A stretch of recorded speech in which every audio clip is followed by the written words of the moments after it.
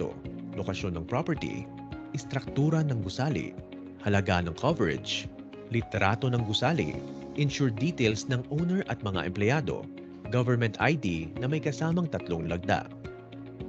Sa pamamagitan ng Microbiz Protect Junior, layunin nito makatulong sa negosyo at may pagpatuloy ang inyong operasyon kahit ano pang kalamidad o sakuna ang dumating. Pahalagahan ang inyong mga pinaghirapan. Proteksyong sigurado para sa bawat negosyo. Microbiz Protect Junior. Kasama mo sa pag-abot ng asenso.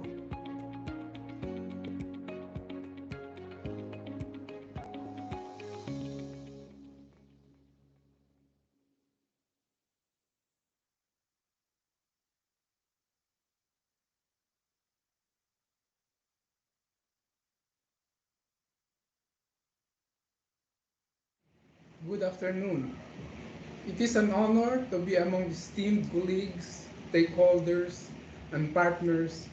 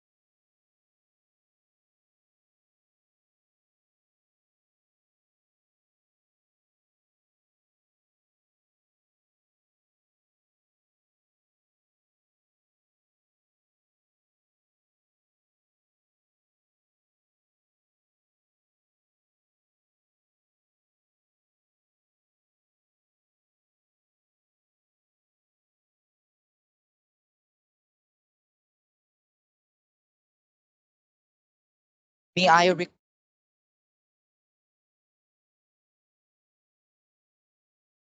to be followed by the German national anthem.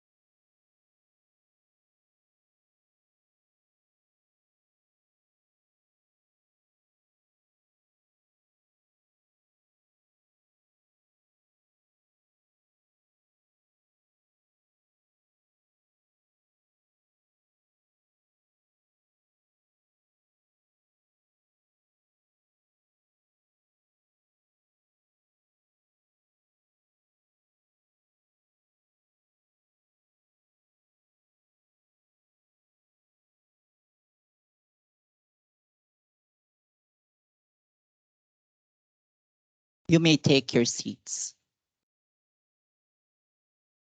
Ladies and gentlemen, good afternoon. We're all gathered here to celebrate the partnership and friendship of two great nations, the Germany and the Philippines, and also to celebrate the success of the regulatory framework promotion of pro-poor insurance markets in Asia, most commonly known to all of us as RFPI Asia. I'm JD Darong. I used to work in Insurance Commission and I continue to advocate inclusive insurance. Allow me to emphasize that we are not only having representatives from the Philippines and Germany, we're also with has some of our friends from Vietnam and Indonesia. They're physically and most of them are virtually joining us. What a great venue to celebrate friendship and cooperation with a long-standing partnership between Asia and Europe. Ladies and gentlemen, to officially welcome everyone, let us hear from Officer in Charge, Country Director of GIZ Philippines, Dr. Bjorn Sturberg. A round of applause, please.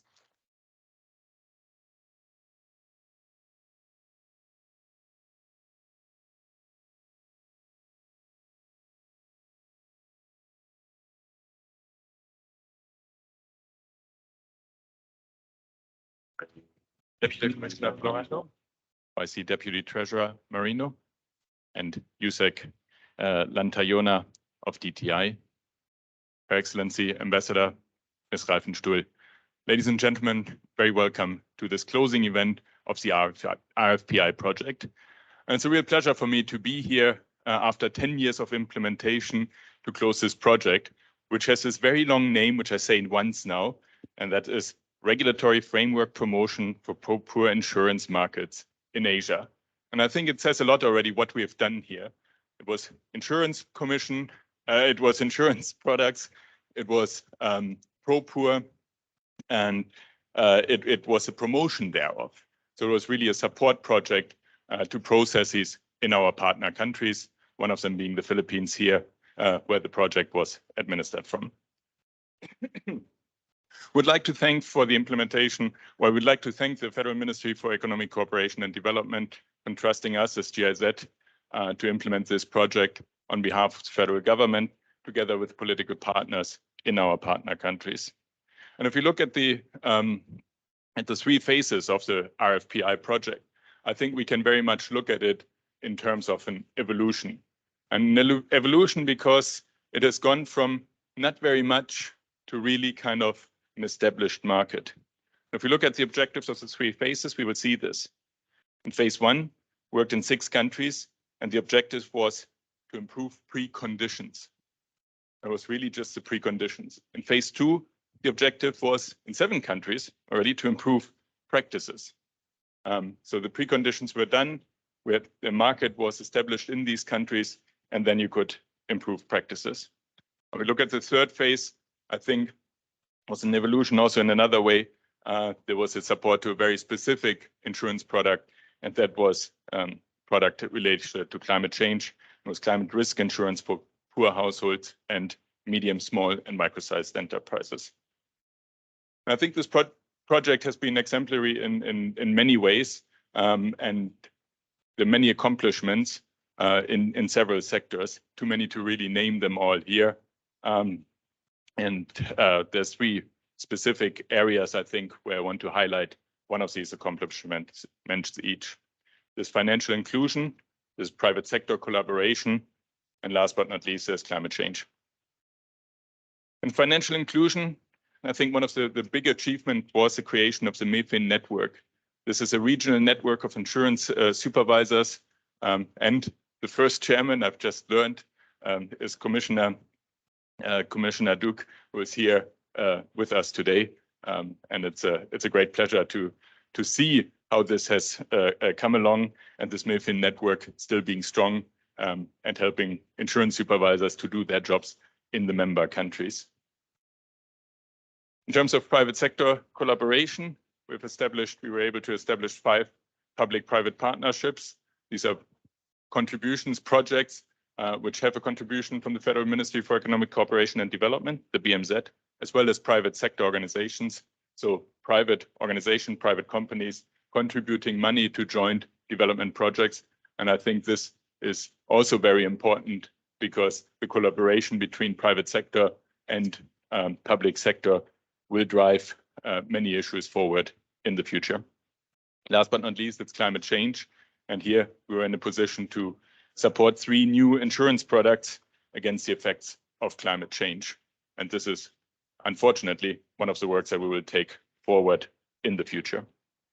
The project also shows a little bit on how we as GIZ work. And I think as representing GIZ Philippines here today, I think I can take a short moment to look at that. We pride ourselves by implementing a technical cooperation model, which is somewhat different from a technical assistance models. And that means we really kind of want to work with the partner institutions right from the beginning. We want to develop systems. We want to develop a change process that makes life for the populations, the people in our partner countries better.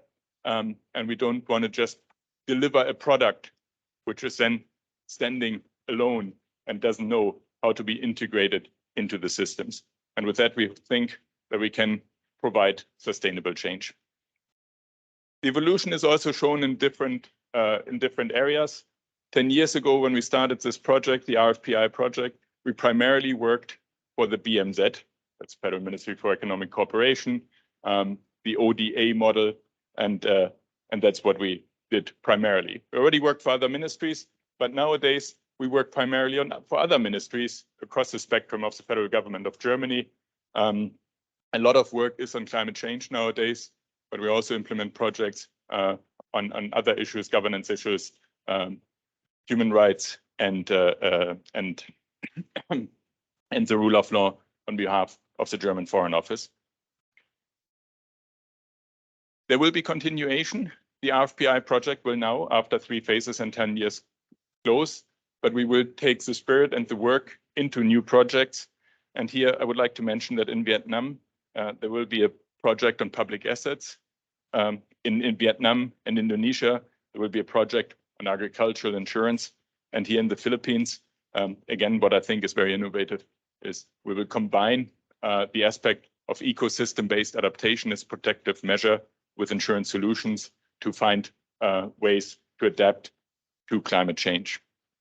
And at this point, I would just like to thank the federal government, Ministry for Economic Cooperation and Development, all our partners, which are a lot, and I can't mention them, therefore I can't mention them all here. And I would like to thank you for being here and having been with us for the last 10 years to accompany us in this journey of RFPI. So let's celebrate the accomplishments of RFPI. And with that, I will give back to the moderator. Thank you very much. A round of applause. Thank you very much, Dr. Bjorn.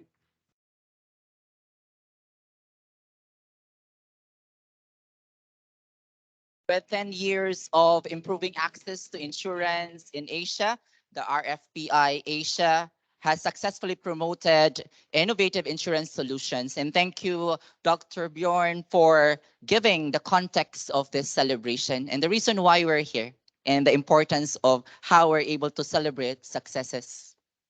The RFPI Asia has forged strong partnership with insurance regulators across Asia to build capacities in insurance regulation, including supervision. Well, speaking of insurance regulators, Insurance Commission of the Philippines has been in the front and center in all of these regional activities. Let us all listen to another welcome remarks from our very own Deputy Insurance Commissioner, Ferdinand George Florento. A big hand, please.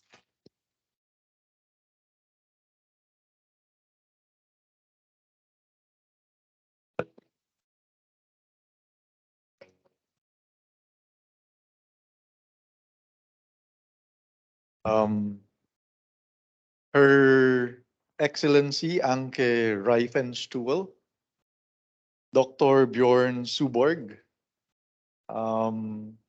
Dr. Alexander Jaeger, Attorney Emmanuel Dook, my former boss and former commissioner of the IEC,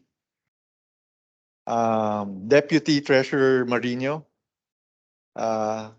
to all of our colleagues in the insurance and financial industries, the rest of your team, the organizers and participants, good afternoon. On behalf of the Insurance Commissioner, allow me to read his short message for everyone. First, I would like to take this opportunity to give thanks to RFPI Asia for inviting me in this closing event. It is my honor to welcome our participants and be part of this activity, which I hope will serve as a stage for discussions and exchange of information among the leaders in the government and financial institutions who are with us today. It would be a perfect event as well to express my gratitude to RFPI Asia for its unwavering support as a key partner of the Insurance Commission in promoting financial inclusion among the Filipino people. Truly, there is still a lot of work to do in addressing the insurance gap and reaching out to the people, especially the poor. But with the continuous partnership among the public and private sector, we could confidently say that this goal is not far-fetched as it seems. The Philippines is one of the fastest growing economy in Southeast Asia. However, poverty remains as a perennial issue that the government has been finding resolutions through the years. In 2021, poverty incidence among the population was recorded at 18.1%. This translates to about 20 million Filipinos living below the poverty threshold and could not meet their basic necessities. While there has been a decrease in the number of the poor as compared in previous years, We could not look past this number if we are to foster an inclusive society for all. Sadly, many of the poor could not pull themselves out of this quagmire of poverty because of untoward incidents such as sudden illness or death in the family, lack or loss of livelihood, and natural disasters that further aggravate their situation.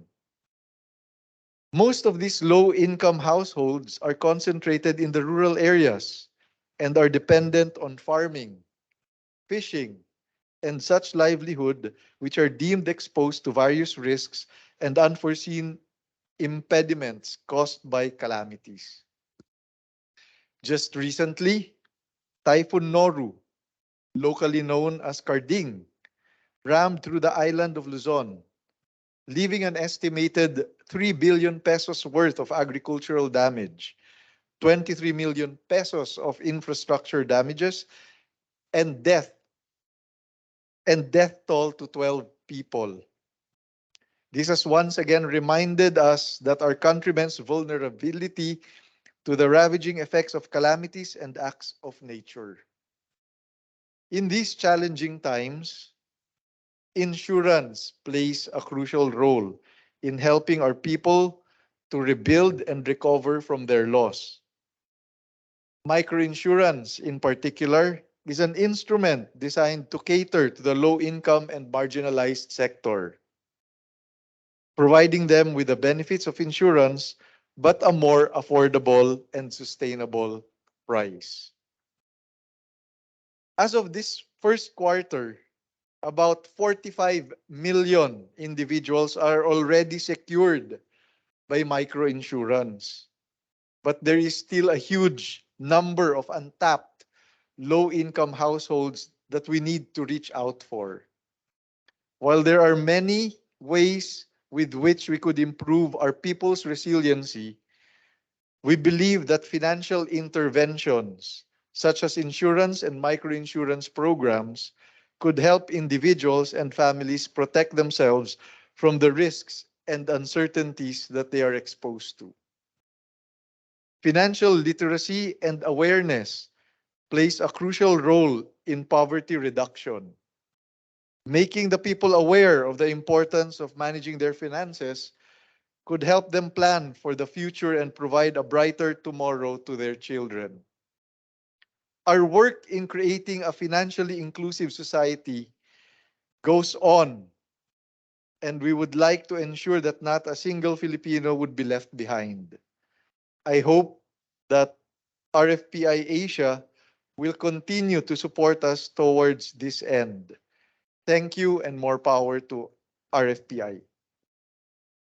Thank you very much, DEPCOM Florendo, for underscoring the value of social protection and for overemphasizing inclusive insurance for our poor people. As you may all know, the RFPI Asia started its journey since 2013. And as emphasized by Dr. Bjorn, the 10 years after the regional program has brought accomplishments and opportunities. Our theme, the RFPI journey, celebrating a decade of partnership and cooperation for developing inclusive insurance markets in Asia, reminds us of the power of collaboration, the power of synergistic initiatives, the power of innovative solution, and the power of sustained partnership. Tonight, we are privileged to be celebrating with dignitaries and high-level officials, both from the public and the private sectors, who have been very instrumental in forging collaborations and deepening relationships in the region across continents. From 2012 to 2019, our first keynote speaker was First Deputy and then Head of the Division of Humanitarian Assistance, Crisis Prevention, Stabilization, and Post-Conflict Reconstruction at the Federal Foreign Office in Berlin. She has worked in the diplomatic service since 1993. Her postings included German embassies in the London, New Delhi, Cairo, including Manila. During her first 2 years as German ambassador to the Philippines, she had the chance to get to know different places where he met a lot of representatives and officials to not only strengthen the bilateral relationship between the countries, but also to get to know better its people and its culture. Her journey led her to Mindanao, even reaching Visayas, including Cebu, Cavite, Negros, Bohol, and we hopefully there will be more to come in the next couple of years. Warm, resounding applause to our guest of honor and speaker, the German ambassador to the Philippines, Her Excellency Anki Reimfenstuel. A round of applause, please.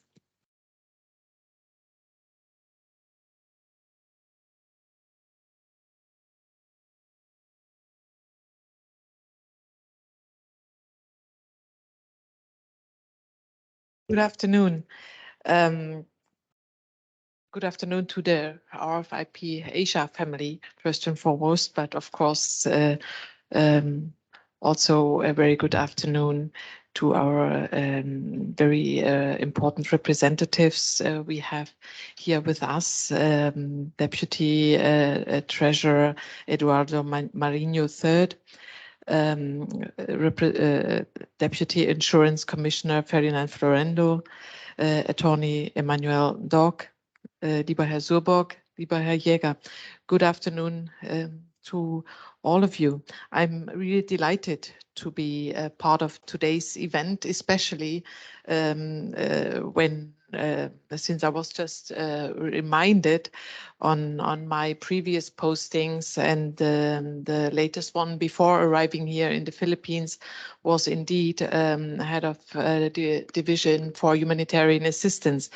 And these were the years when I first encountered, so to speak, the situation in the Philippines with typhoons and floods and other sudden onset disasters that happen so regularly, so often here, that speaking of resilience is something that is very familiar to everyone, and I heard every day after my arrival, and now I don't even realize anymore when people speak of resilience, because it has become so normal and part of everyone's life and everyday personal experience to just become too resilient after natural disasters, after disasters that strike many families immediately every year and regularly.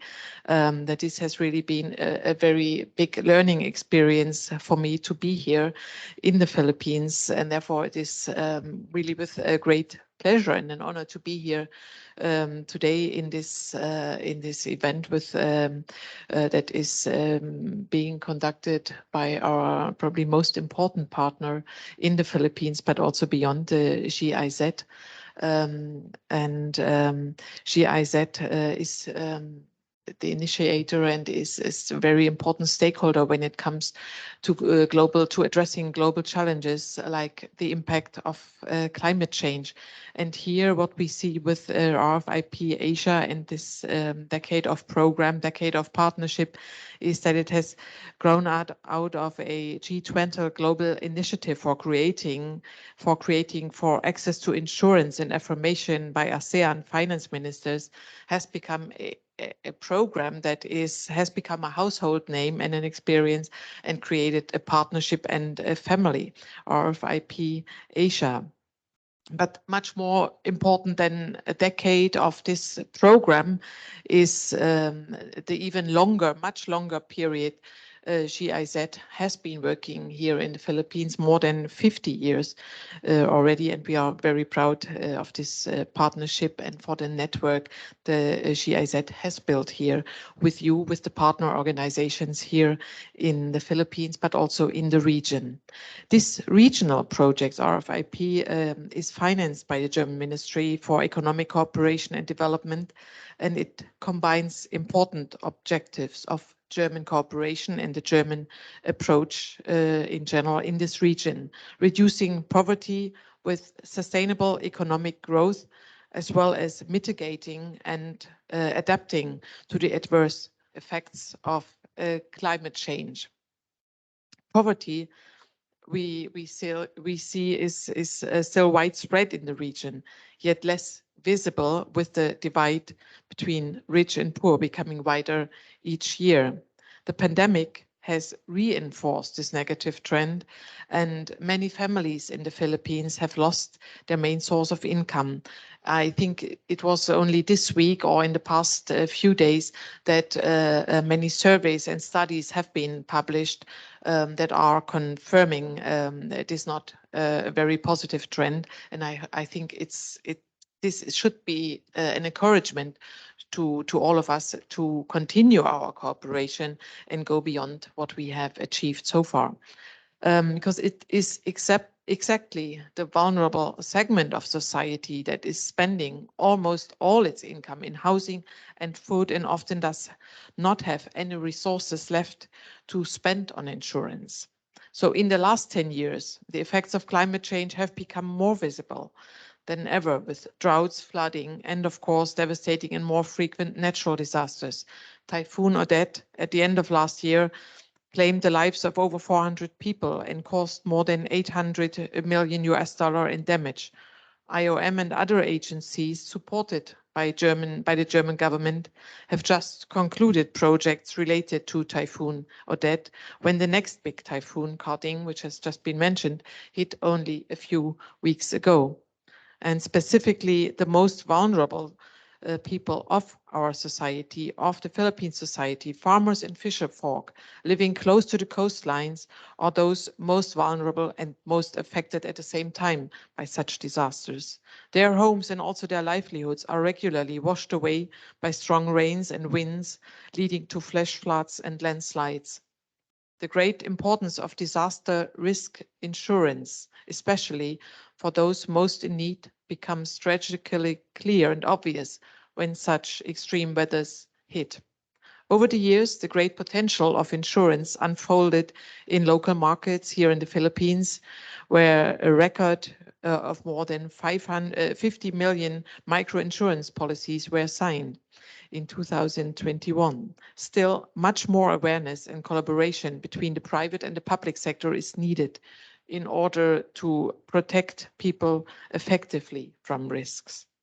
Extending insurance coverage to small and medium enterprises and vulnerable households is intended to support climate change adaptation and help these groups to better endure the effects of natural disasters, such as typhoons, landslides, or droughts.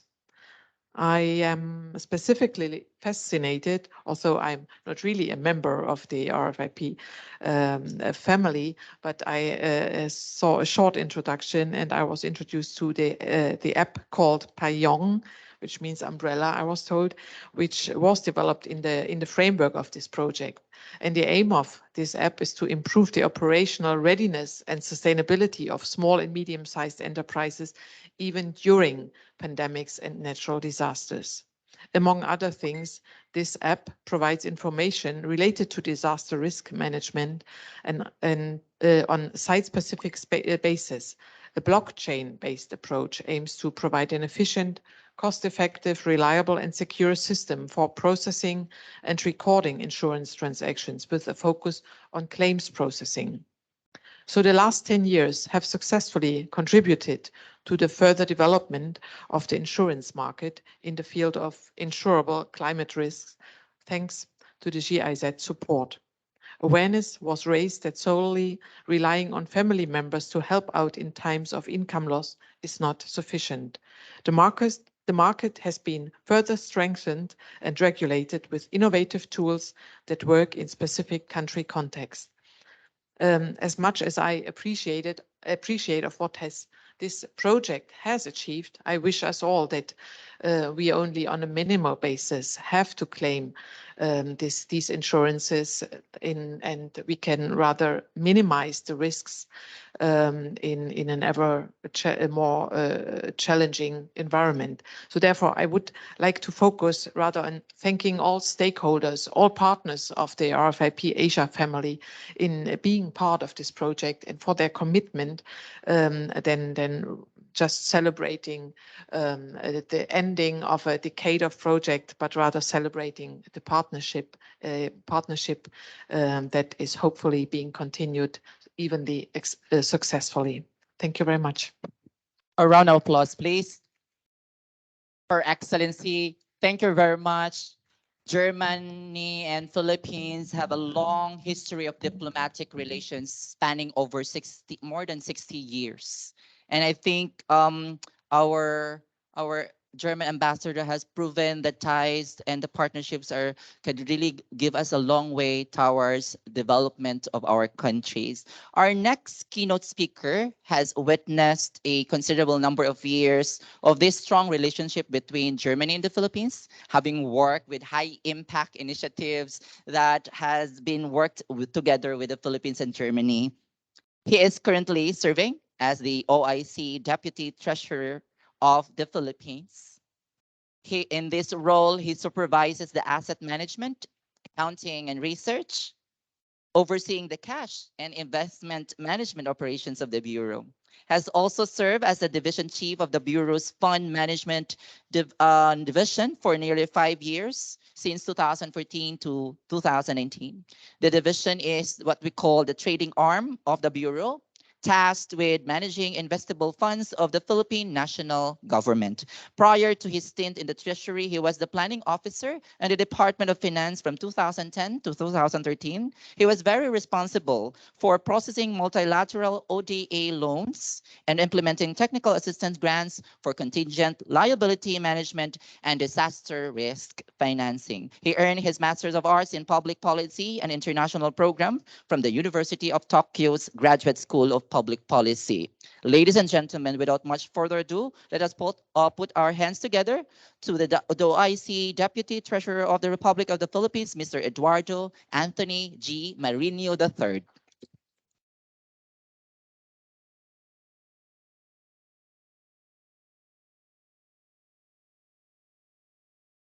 German Ambassador to the Philippines, Her Excellency Anka Reifenstuhl, OIC Officer in Charge, Country Director of GIZ Philippines, Dr. Bjorn Sorberg, RFPI Asia Program Director, Dr. Alexander Yeager, Deputy Insurance Commissioner, Bong Florendo, and of course, our friends in the Insurance Commission, Attorney Emmanuel Dook, former Insurance Commissioner and a good friend, distinguished guests, colleagues, and friends, mabuhay, and a pleasant good afternoon to you all.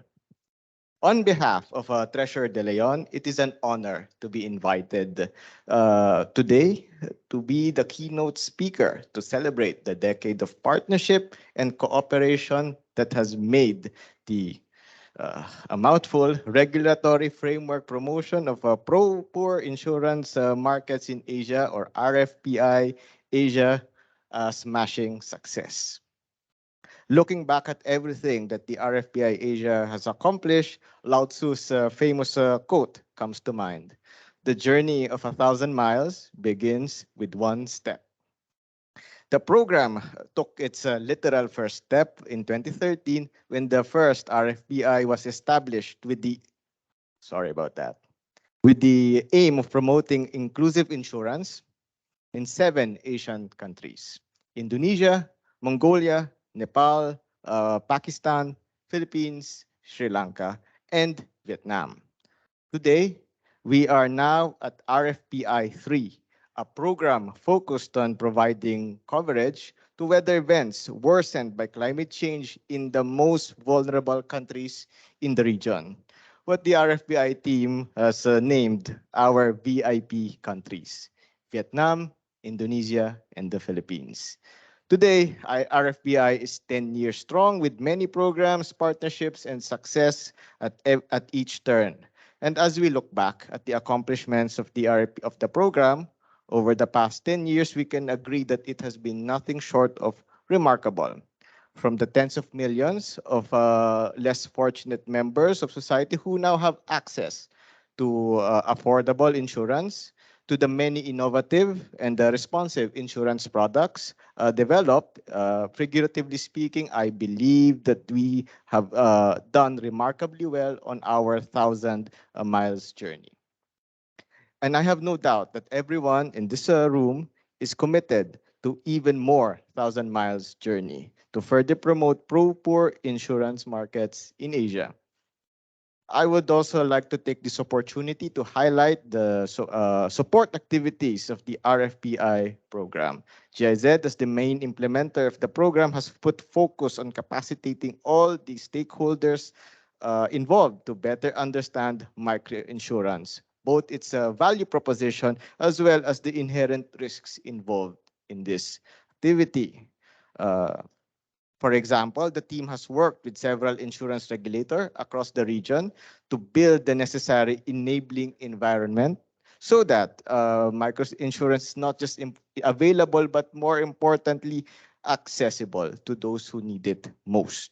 They also work with the private sector to further strengthen the public and private partnership necessary to deepen and strengthen the microinsurance market. This includes capacity building on the design of microinsurance programs and understanding the risk inherent in the microinsurance markets, to name a few.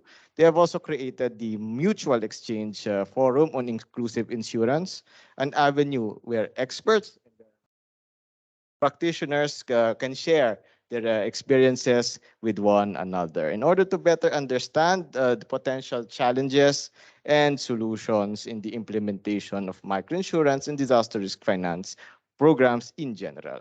As they say, give a man a fish and you feed him for a day. Teach a man to fish and you feed him for a lifetime.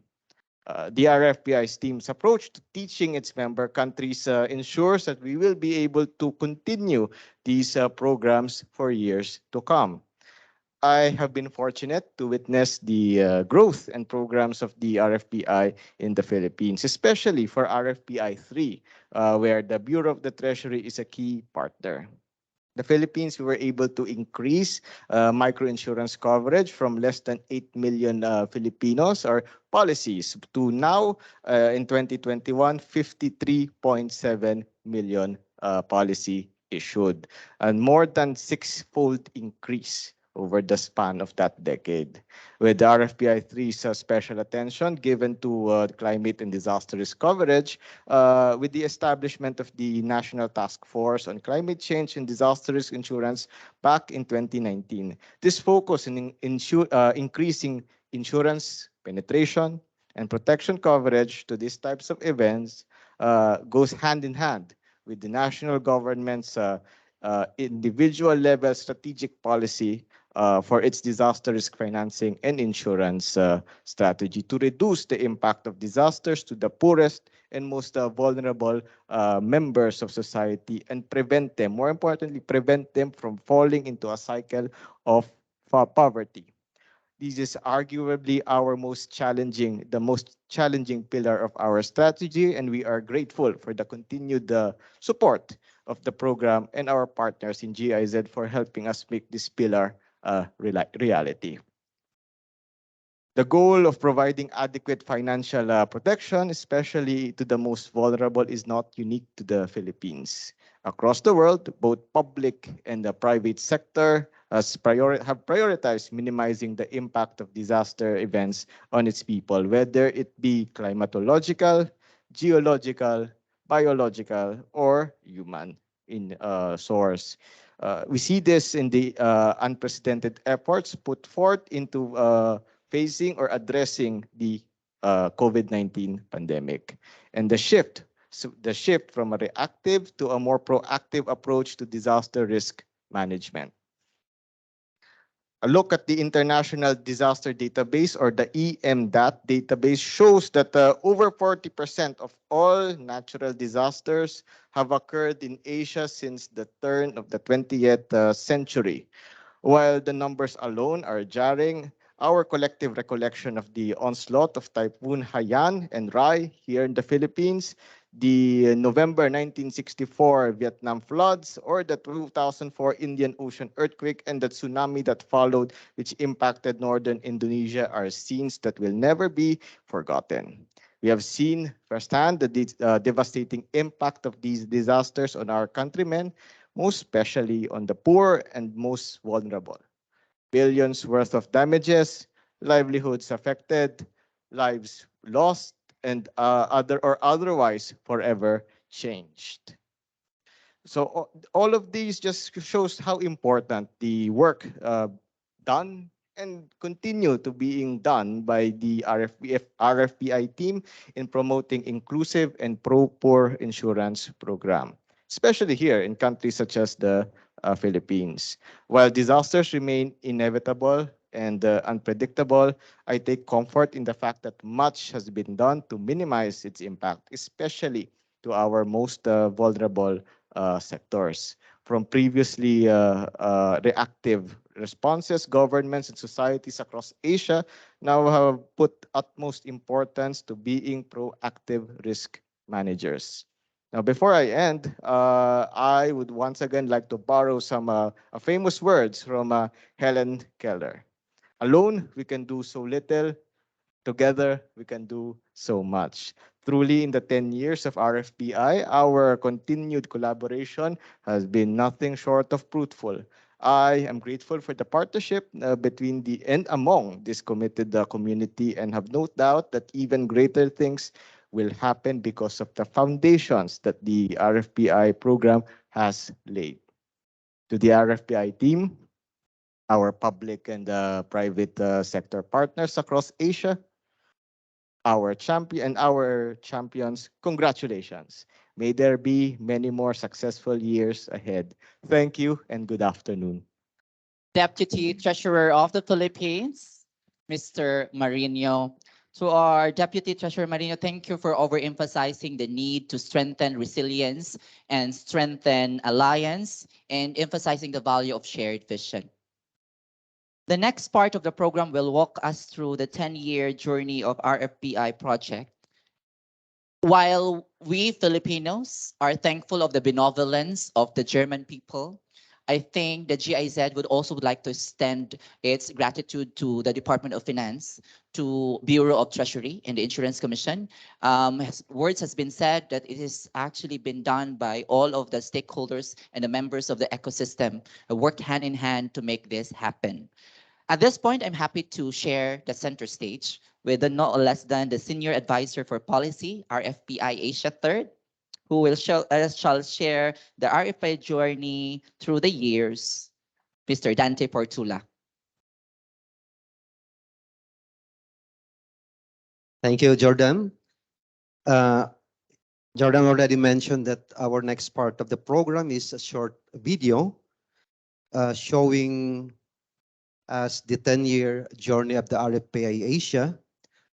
So the video will showcase the accomplishments and contribution of RFPI Asia in market development for inclusive insurance in the Philippines and in Asia.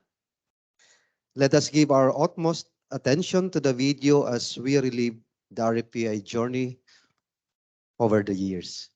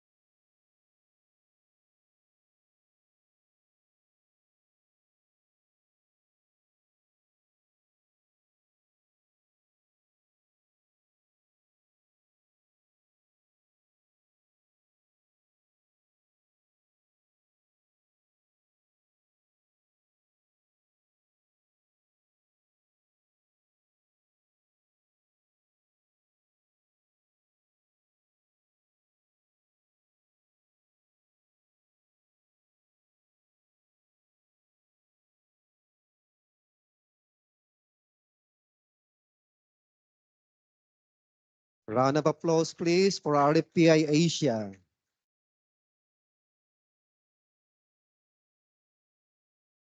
I think I'll stay here to receive our speakers in a moment.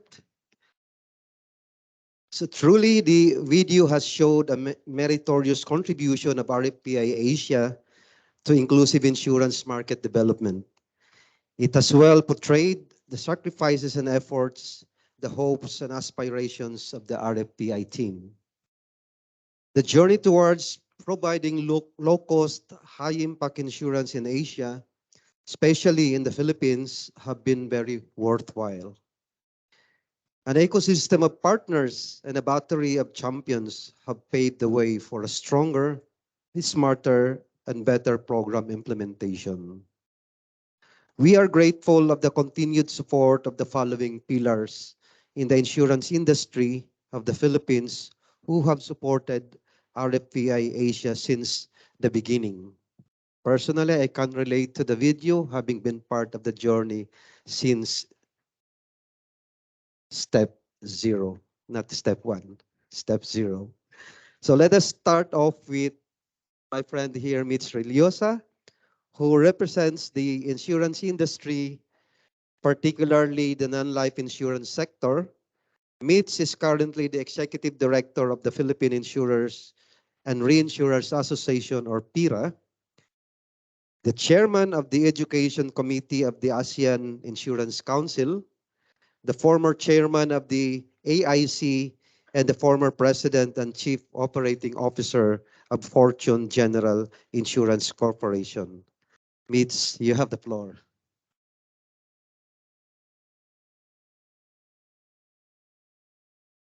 Thank you, Dante.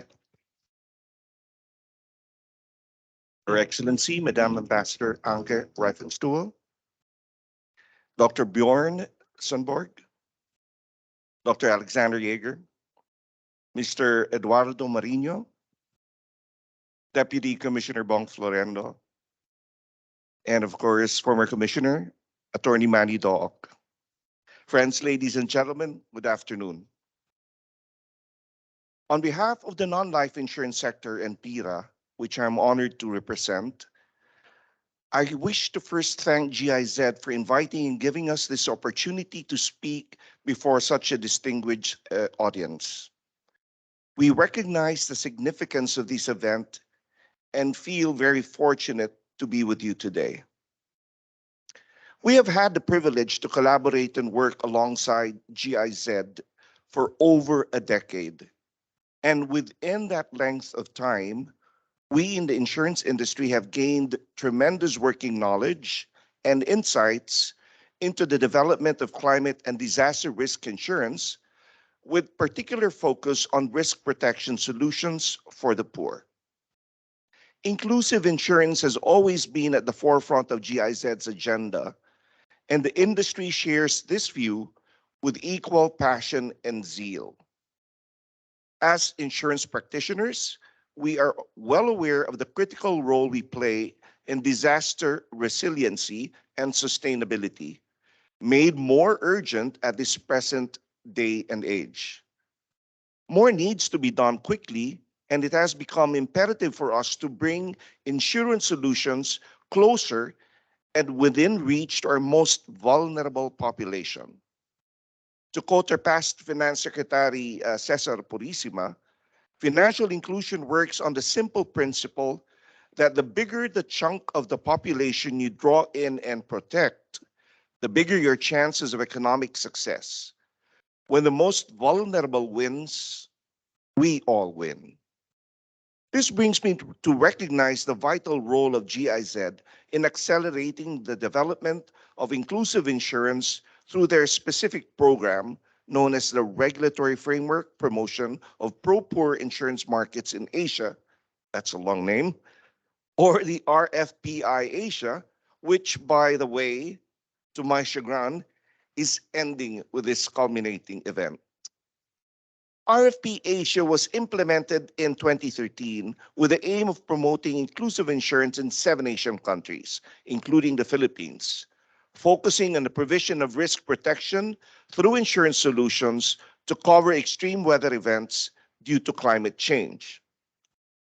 The Philippines has for many years landed in the list of one of the world's most disaster-prone countries, largely due to our geographical location.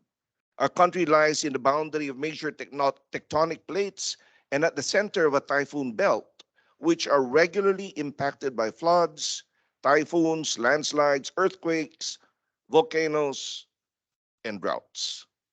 Alarmingly, based on the latest World Risk Index report in 2022, the Philippines now ranks first on the list of global disaster risk hotspots, which measures the country's exposure and vulnerability to natural hazards. The Philippines logged an index score of 46.82, followed by India and Indonesia. Under this disaster-prone backdrop, the Philippines has long struggled to address the effects of climate and seismic risks through various means. One such solution, which has proven effective and invaluable, was the introduction of micro-insurance products. My good friend, Dr. Anthony Malagardis, RFPI Asia Program Director back in 2014, clearly shared this vision that the main objective of the program was to develop and implement a regulatory framework, a strategy, and a financial literacy roadmap on microinsurance. The insurance industry recognizes how GIZ provided the necessary framework and model for microinsurance in the country and supplied the much needed materials to educate all stakeholders. Through the holistic approach espoused by GIZ, government and the private sector worked together at a uniform pace, which in the end benefited all participants, including the insureds or beneficiaries of microinsurance. The number of Filipinos covered by inexpensive short-term microinsurance products rose to a record 53.7 million pesos in 2021, alongside total premiums, which exceeded the 10 billion mark for the first time. As far as non-life insurance firms are concerned, they also grew their microinsurance premiums by 31.5% to 1.2 billion in 2021 from the previous year's 913.5 million. We owe it in part to GIZ for being instrumental in pioneering a distribution channel for microinsurance by tapping into the established network of a well-known and reliable pawn shop with presence in key areas all over the Philippines, and using them as touch points for both sales and claim payouts, thereby opening greater access to more vulnerable Filipinos. These short-term and inexpensive microinsurance products have been increasing in sales.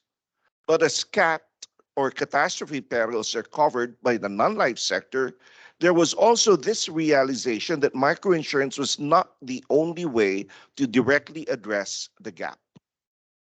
Recognizing that a multi-sectoral collaboration was essential to address the insurance gap, the Philippine insurance industry, together with its regulator, the Insurance Commission, and with the guidance and technical assistance of the World Bank, and of course, the GIZ, with inputs as well from the top global brokers, collaborated on the creation of the Philippine Catastrophe Insurance Facility, or PCIF.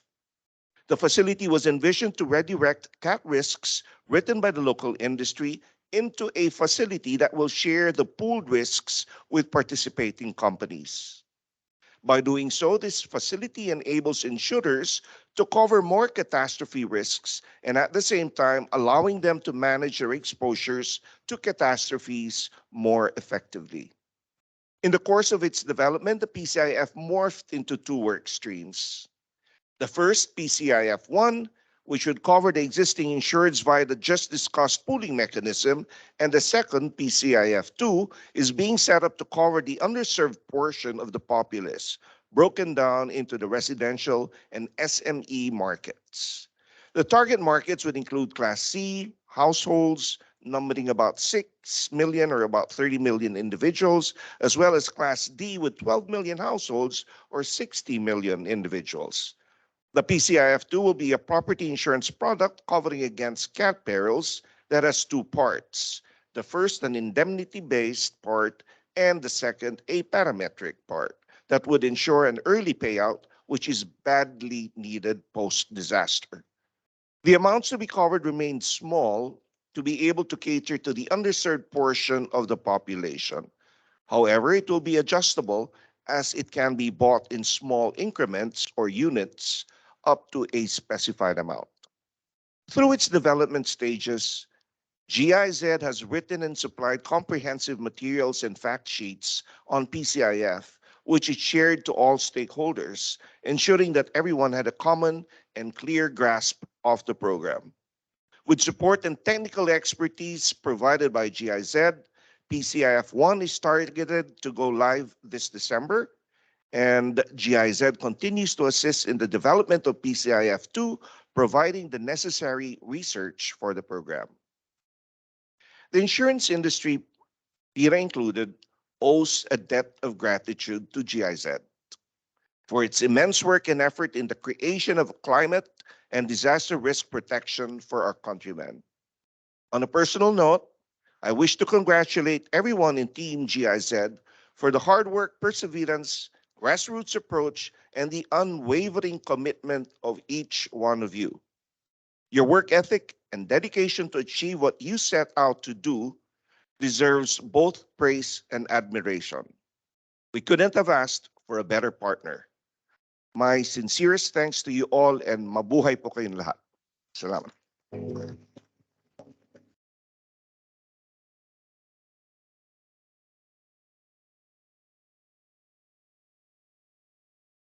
Thank you very much, Mitch.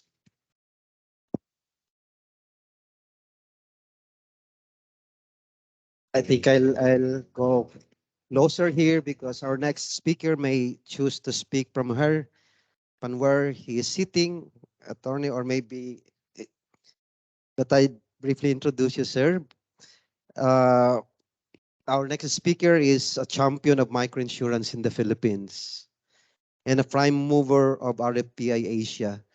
Actually, today, Attorney Dook, the former insurance commissioner, also wrote about RFPI Asia.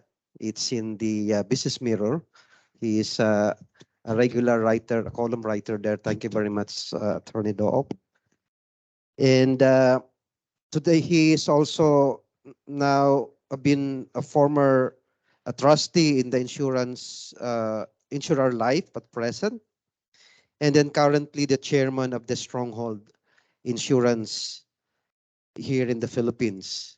So, former Commissioner Dook, would you like to speak from there or here?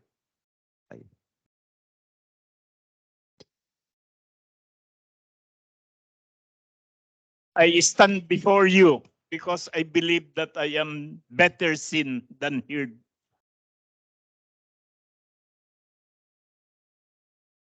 You know, I came up with these props just to highlight the need for micro health insurance. Actually, I had a bad fall yesterday. And that was early in the morning. You know, I tried to do 10,000 steps a day. No. But I always do it by installment. Maybe a fourth of that in the morning. Then while at the office, I go around and complete the first half of my objective. Then when I get home before dinner, I complete 3/4 of my target. And then after dinner, just to avoid my wife, I complete the journey of 10,000 steps. So it's not just 1,000 steps that my good friend said in his speech, no? That the journey of 1,000 miles begins with the first step. Well, in my case, I do 10,000 steps. That's the journey away from my wife. Well, if this bad fall happens to a 20-year-old guy, that would be a simple mishap. But if it befalls a 73-year-old destitute and poor person like me, that's a catastrophe. So anyway, I did not prepare a talk because I read it should be a testimonial. So I'll try to recall from my memory the journey I went through together with GIZ and its creation, RFPI. Her Excellency Anke, I leave the last name. I do not want to commit the sovereign crime of mispronouncing her name. Friends from GIZ and RFPI.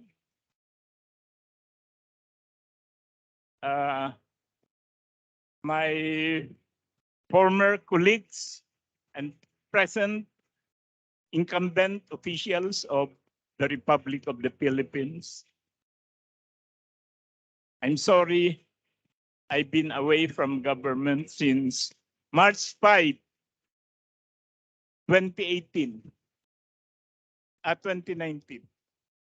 I remember that very well because that was the day President Duterte signed into law the new SSS code, which I helped draft.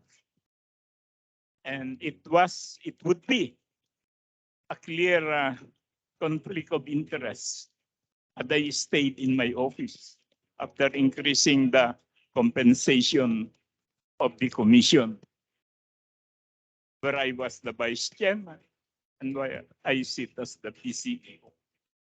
Anyway, that's a long story. But after that, I found a new and better vocation. A week after I left my government office, I started writing. So maybe you can Google.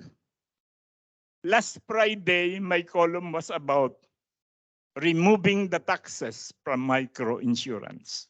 And I stated the reason why we should remove taxes from microinsurance. You can Google it, Business Mirror. The title of my column is Telltales.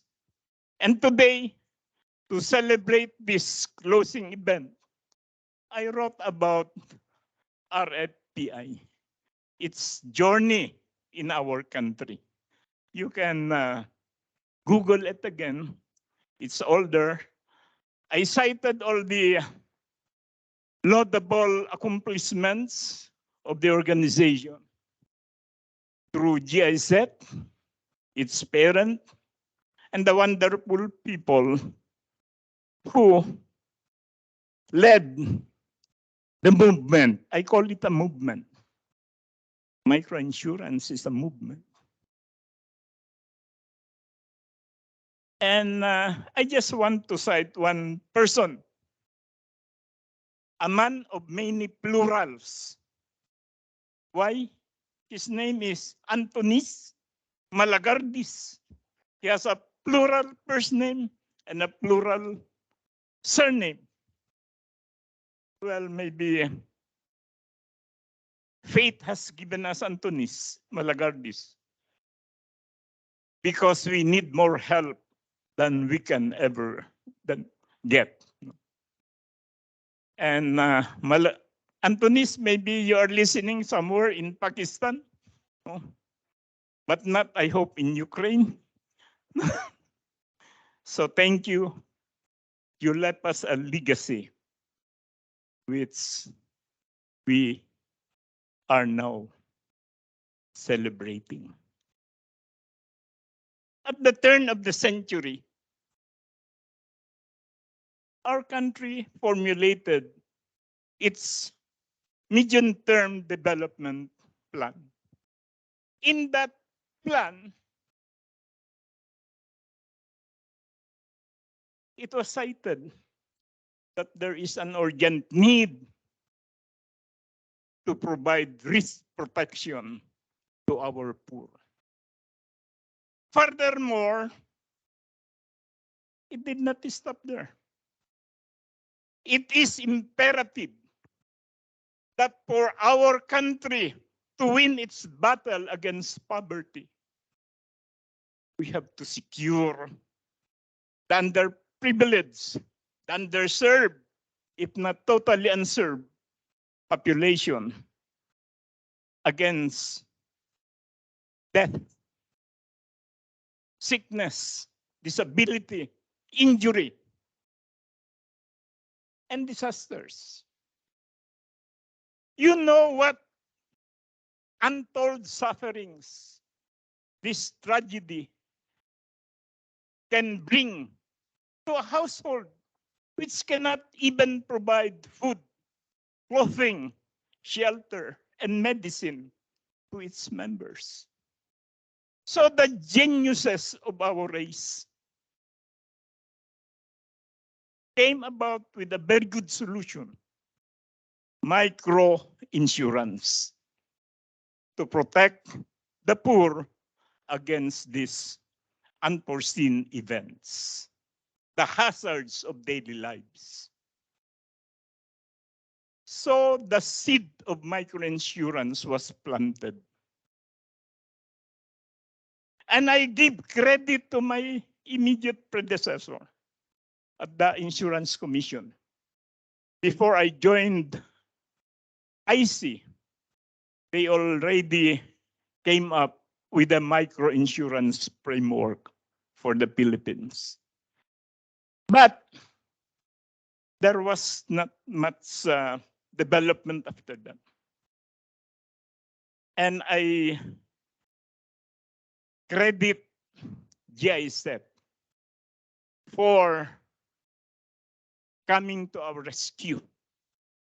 And it was my great fortune to be appointed as insurance commissioner at the time, during the formative years of microinsurance. And we have seen the regulations, the guidelines, the frenetic activities which followed, which excited everyone in the insurance industry and in the finance world. And with the support of Finance Secretary Purisima Gil Beltran, who unfortunately could not join us, no? And many others, great men, who we should be honoring today as well, no? Had done a great job to promote microinsurance. But of course, at the head of that movement is GIZ and its creation, the RFPI. In 2013, GIZ created a body consisting of the selected Asian countries. And we gathered in Cebu. We put up what we now call the Mutual Exchange Forum on Inclusive Insurance, MEFIN. That was one of the great successes of RFPI. And I tell you, to quote from Dean Acheson, the former Secretary of the States of the United States of America, he said, "I was present at the creation. I too was present when MEFIN was created." And as the host for that event in Cebu City, who do you think was elected its first and its founding chairman? I was elected as the first chairman. So next time around, you host the inaugural meeting of an organization, and you will be interviewed and featured in a big event like this. So MEPIN served as the platform of exchange for dialogue, education, and training among the 7 member countries of MEPIN. And I traveled across the region. I was in Vietnam. I was in Indonesia. I was even in Nepal, where they treated me to survey the top of Mount Everest in a very small plane. And all during the flight, my eyes were closed. It was a very small old plane, no?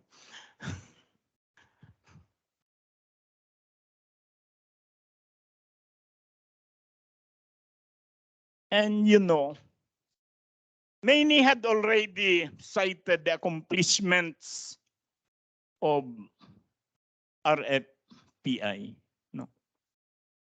But to me, the founding of MEPIN is a major feat.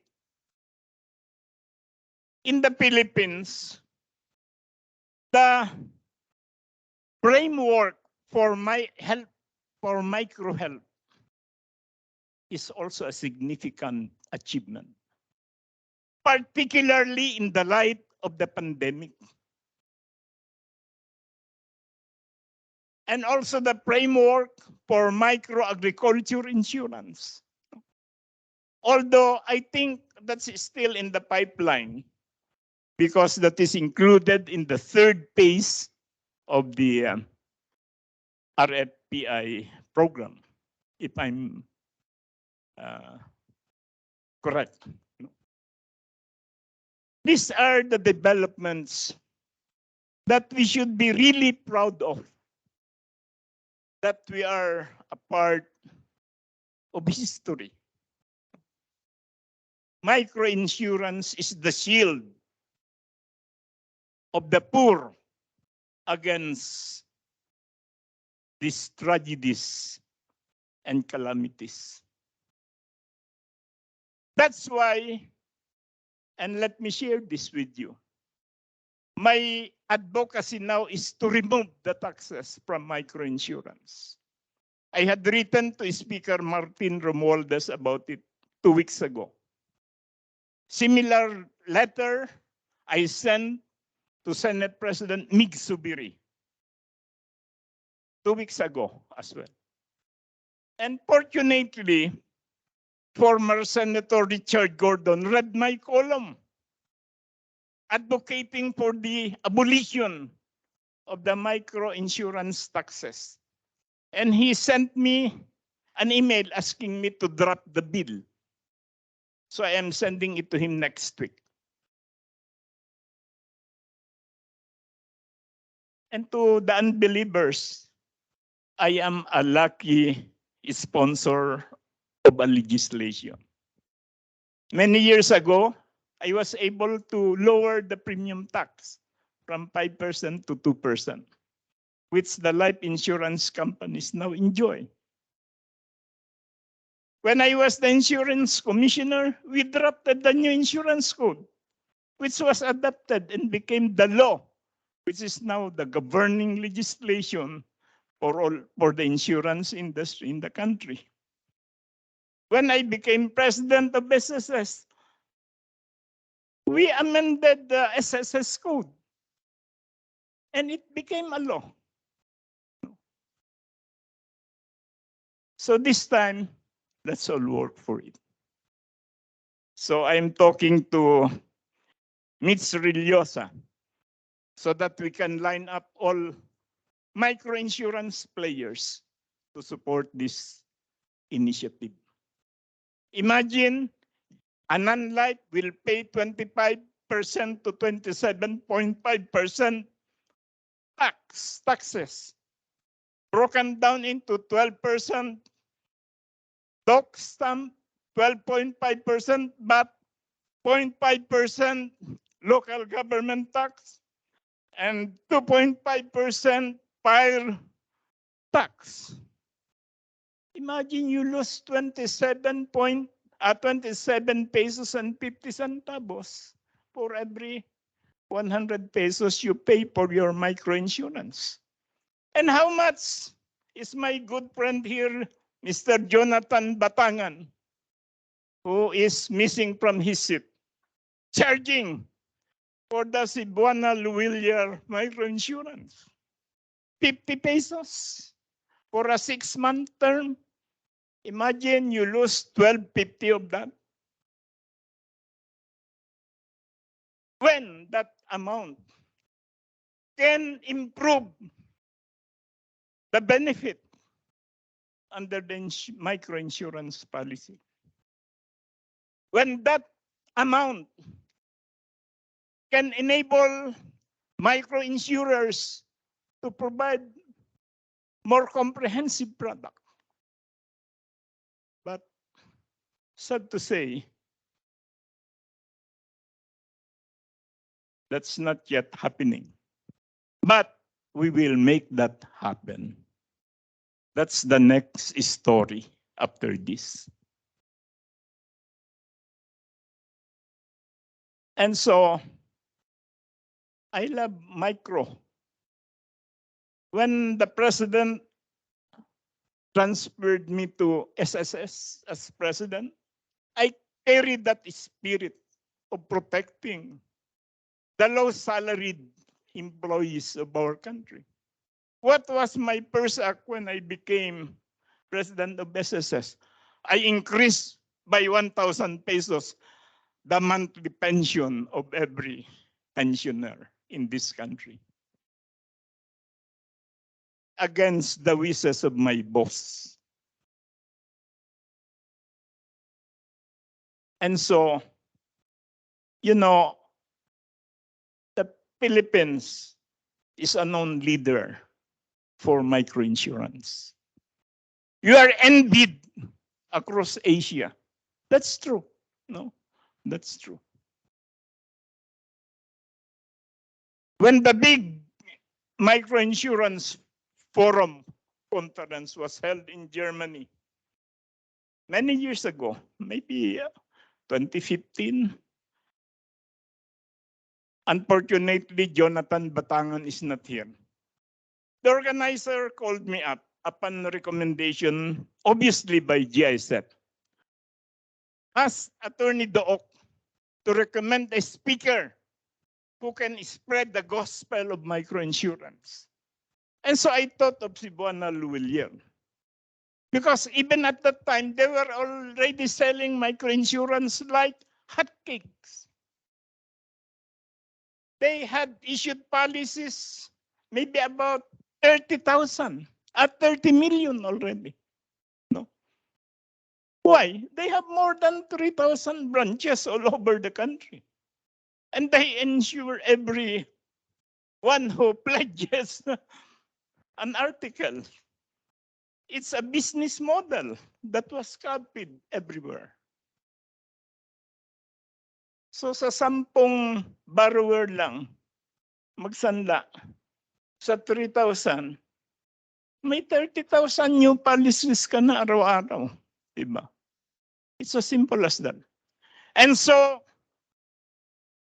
our great Jonathan appeared in that Berlin forum, and he presented his statistics. And everyone found it incredulous, unbelievable that so many policies are being sold. And one regulator, I will not mention the country, stood up and challenged him. It was an open forum, a plenary session, the largest event of the program. And he said, I cannot believe that. Is there a regulator in your country who supervises and monitor your sales? Are your numbers correct? When I hear that, I stood up without a microphone, with my usual point, I shouted, the regulator of the Philippines is here and he is willing to answer any challenge or any question. That was the main event of the conference.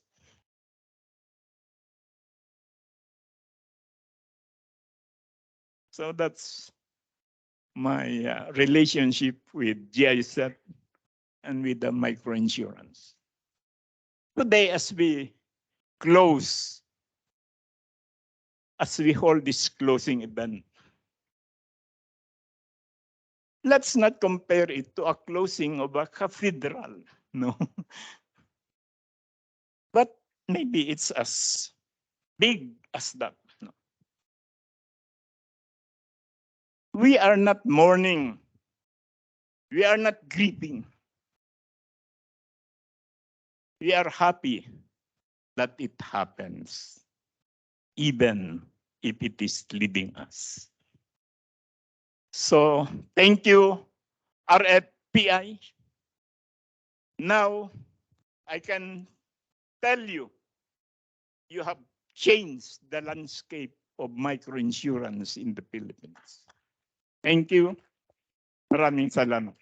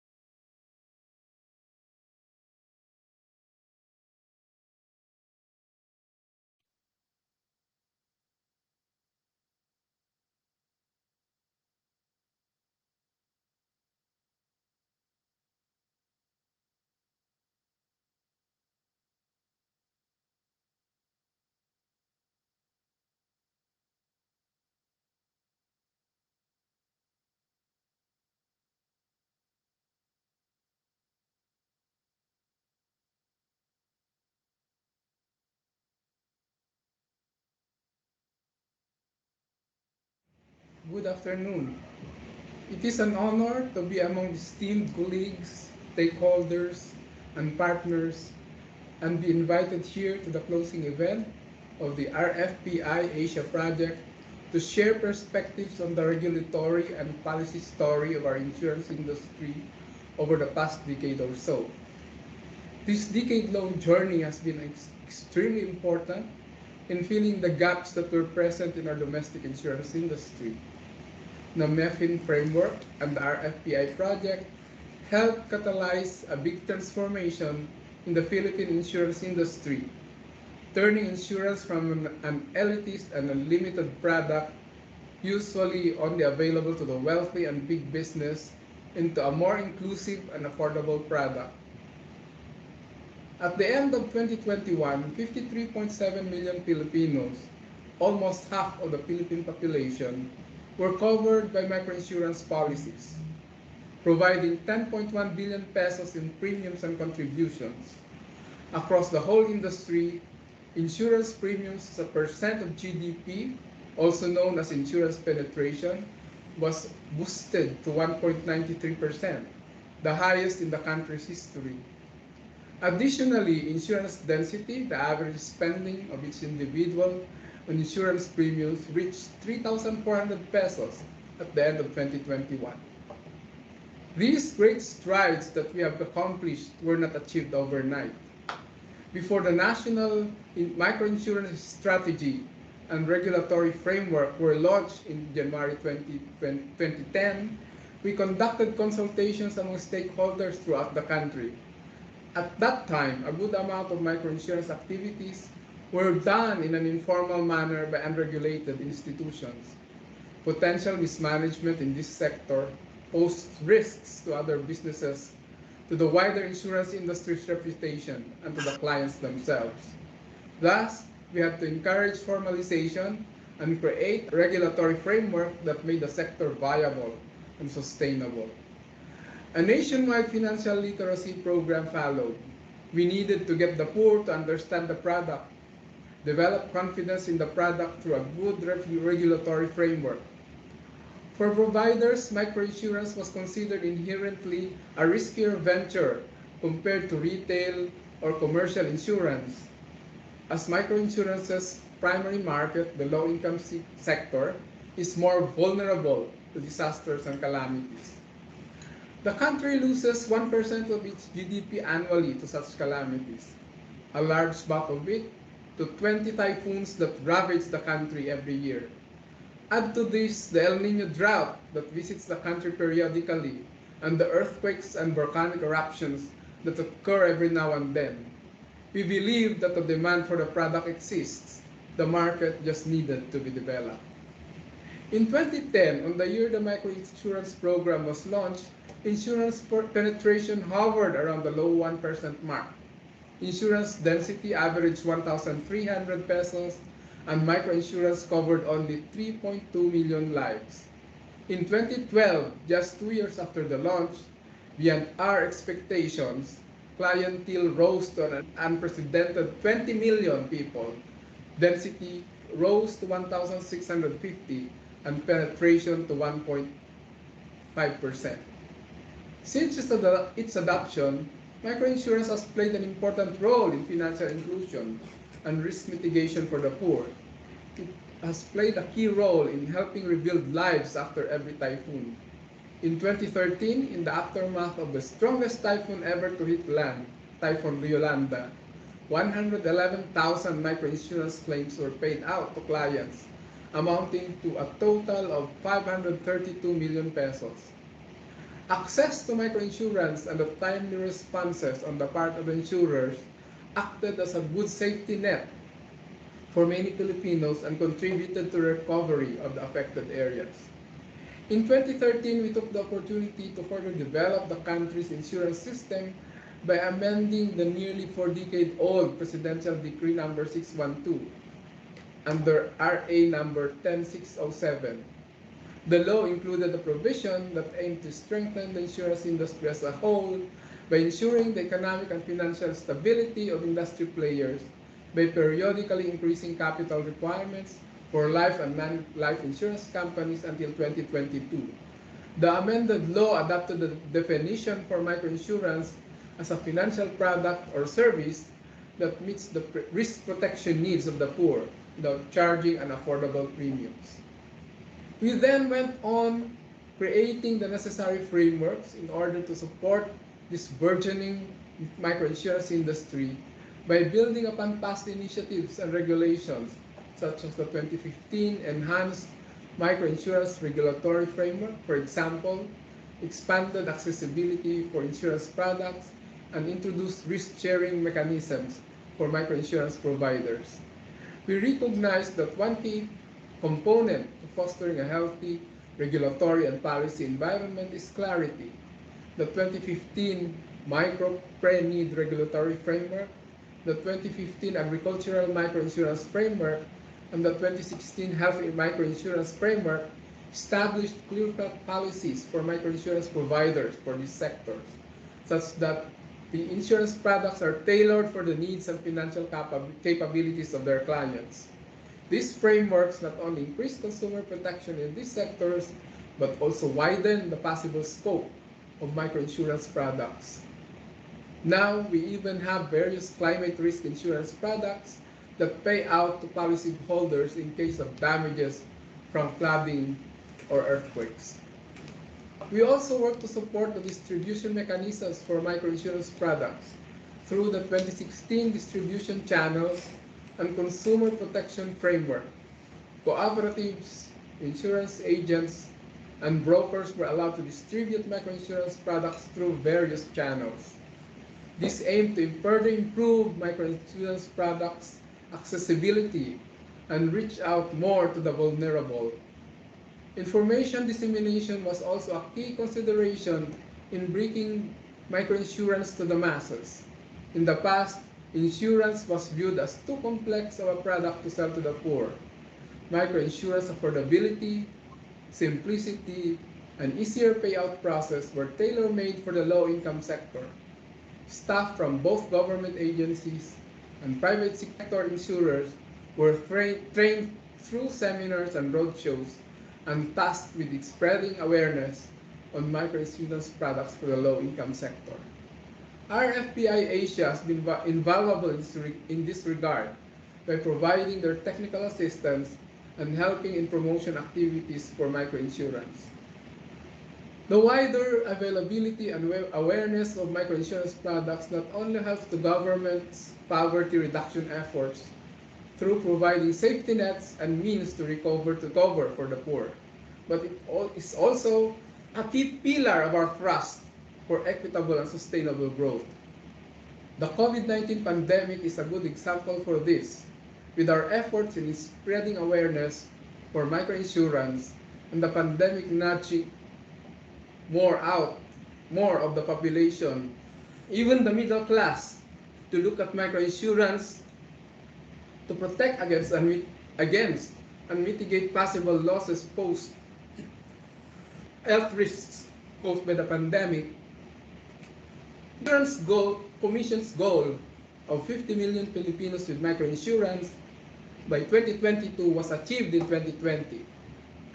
Microinsurance gave Filipinos some much-needed financial headroom to work with and avoid deeper financial difficulties amid recession. To end, I would like to provide some of my personal takeaways and insights from this journey. First is that policymaking for microinsurance products should continue to be closely aligned with the goals of key government agencies, such as those in health and agriculture sectors. Second, is recognizing that our success in developing the frameworks for insurance industry was in no small part due to the tight partnerships and coordination between public and private sectors. This multi-stakeholder approach that we adopted in developing the backbones of our microinsurance policies has also allowed us to share best practices with other MEFIN member countries in their own bids to provide microinsurance products to those who need them. Finally, we also need to continue to emphasize the formalization of microinsurance products, encouraging both insurance providers and consumers to formalize enabled us to set up frameworks that protect both sides of the transaction and foster a healthier and more transparent business environment. Even as the RFPI Asia project draws to a close, we in government will take the lessons and insights that we have gained over the last decade or so and continue to make meaningful strides in developing our microinsurance industry. I would like to thank the Chairman Government for assisting this project and also the Asian Development Bank for assisting some parts of the literacy financial literacy program. This made this project successful. Thank you.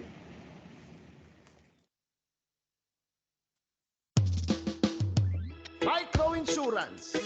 Aire, aire, aire. Well, sir, how's that? Narinig nyo Yes. na ba? Balita We sa can always kanto. relate to that. That was a long list of Headline- accomplishment. But now I'm handing over to you the floor, Jordan. Thank you very much. A round of applause for everyone. Yeah, it has been a journey. I felt that the 10 years were felt tonight, but it's worthwhile. Are you still with us? We're now hearing music because it sets the mood, evokes a memory, and brings people together. So I'm now preparing the stage for our very own insurance commission choir to render us a repertoire of songs to commemorate our partnership and cooperation. So stand by as they will prepare for their intermission number for this evening.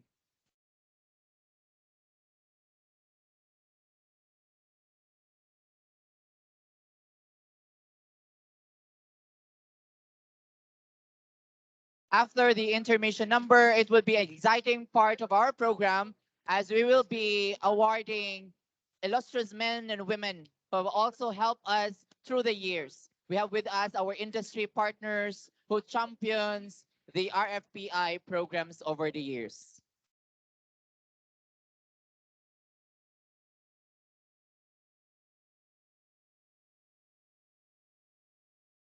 We would also like to extend our gratitude to our online virtual participants who've been with us since the start this afternoon until evening. And we continue to have them as we continue the second part of our program, which is the awarding ceremonies. When I was still working at the Insurance Commission 4 years ago, I always worked with the handsome men and women of the Insurance Commission Choir. And I look forward to hearing them again with you tonight. They have prepared a repertoire of songs, which familiar to some of you, and to some may be exciting to hear as they are actually more than a merriment and a celebration of partnership.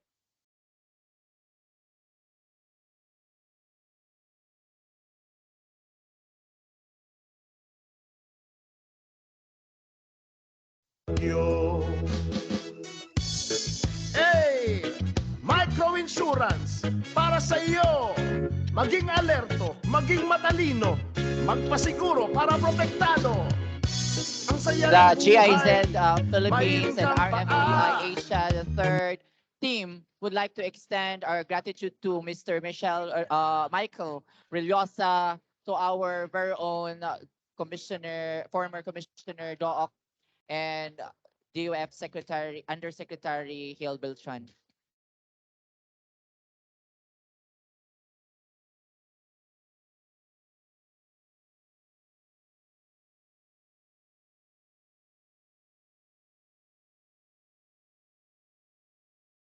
Ladies and gentlemen, may we have Insurance Commission Choir. A round of applause, please.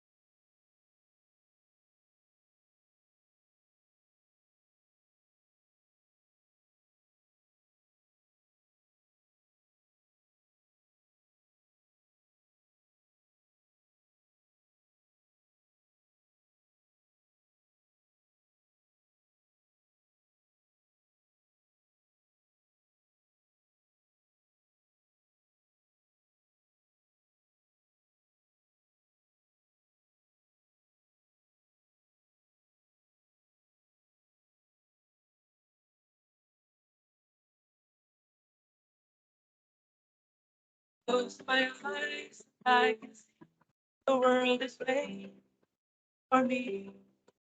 I call my door, the door, but no one's before, and it's like home. They can say, no time strange me. They can say, I've lost my mind. I don't care, so call me crazy. We can live in a world that we desire. Cause every night, in there, the brightest colors fill my head. A million dreams are keeping me away. I think of what the world could be, a vision of the one I see. A million dreams to fly is God's head.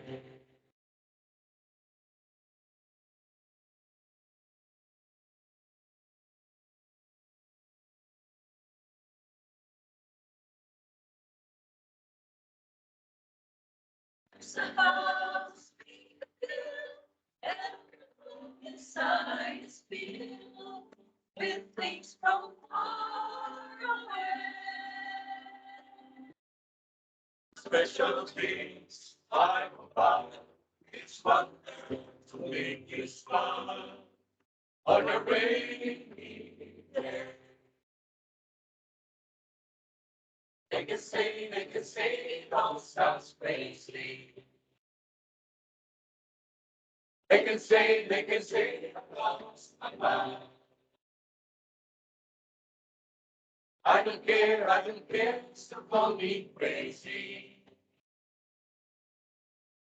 We can live in a world of peace.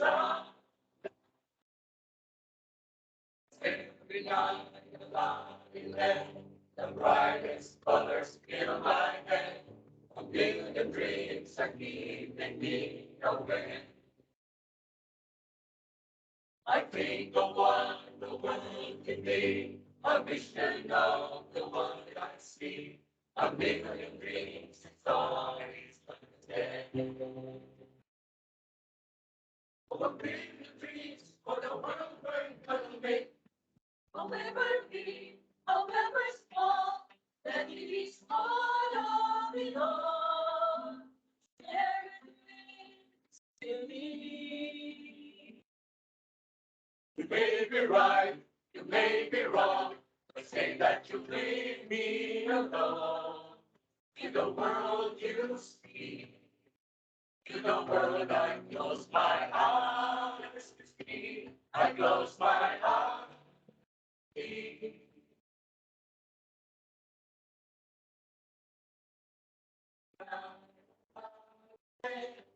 Fires, colors fill my head. Million dreams keeping me away. A million dreams, a million dreams. A king of what the world could be. A vision of me. A million dreams, it's all it's gonna take. A million dreams for the world we're gonna make.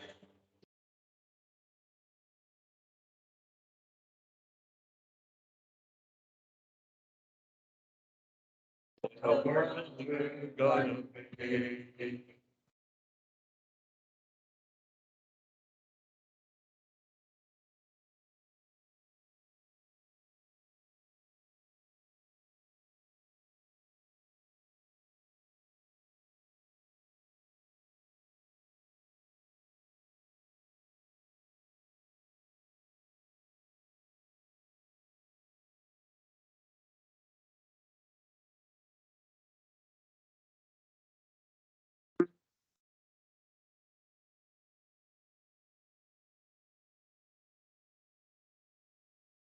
The perfect God, or a perfect daughter, and you and meant to play this part.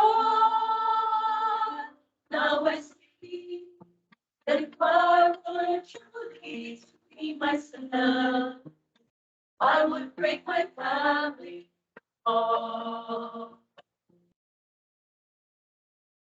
Who is that girl I see? Staring straight back at me.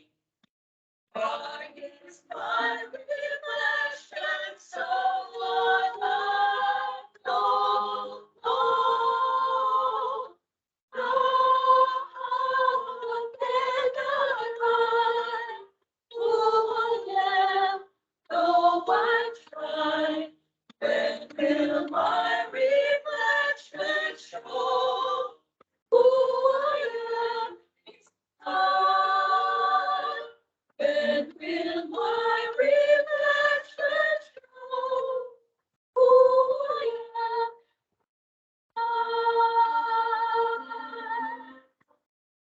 I've opened on a bar of a great farm waiting for me. The crowds feel when they see my face. And a voice keeps saying, this is where me, I will find my way. I can go the distance, I'll be there someday. If I can be strong, I know every mile will be worth a while. I would go almost anywhere to find where I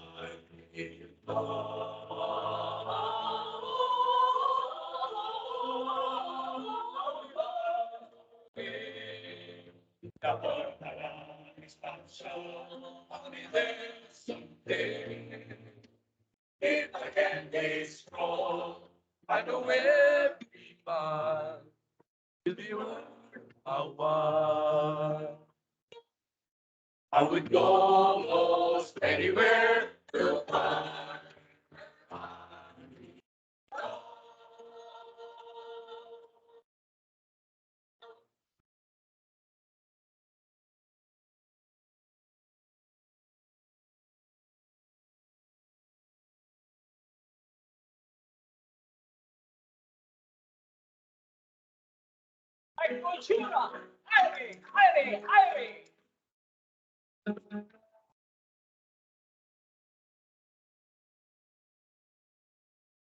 Narinig nyo na ba ang balita sa kanto?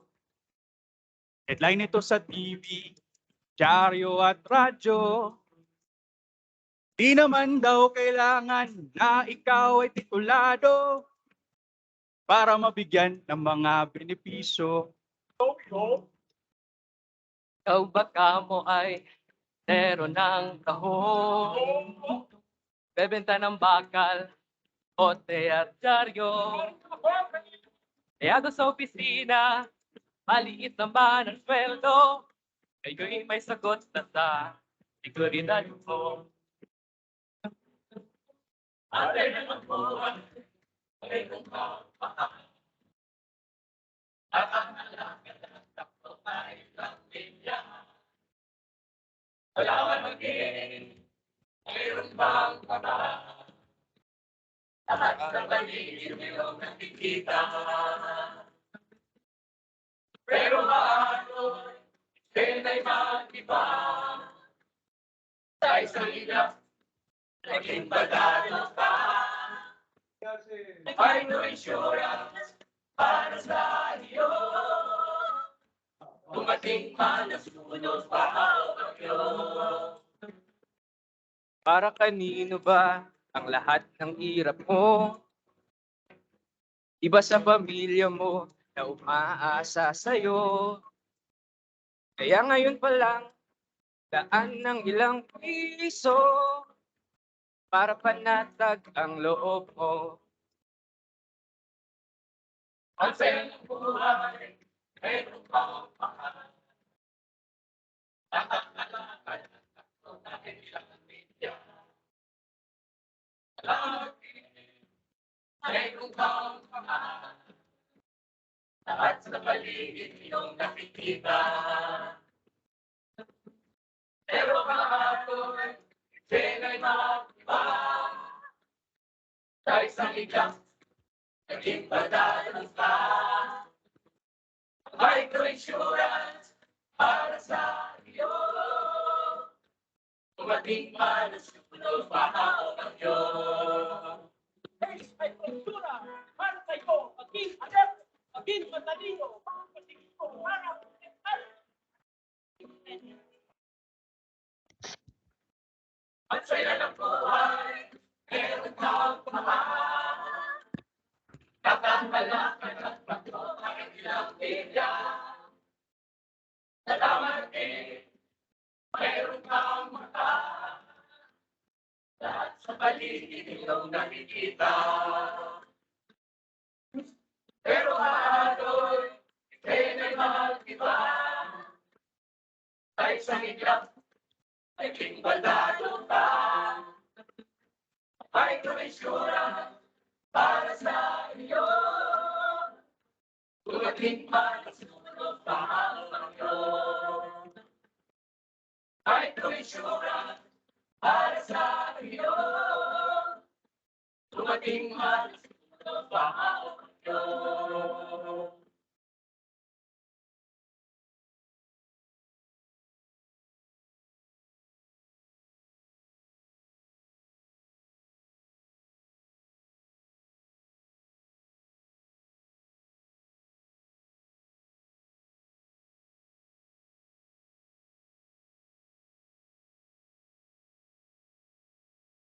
Another round of applause, please.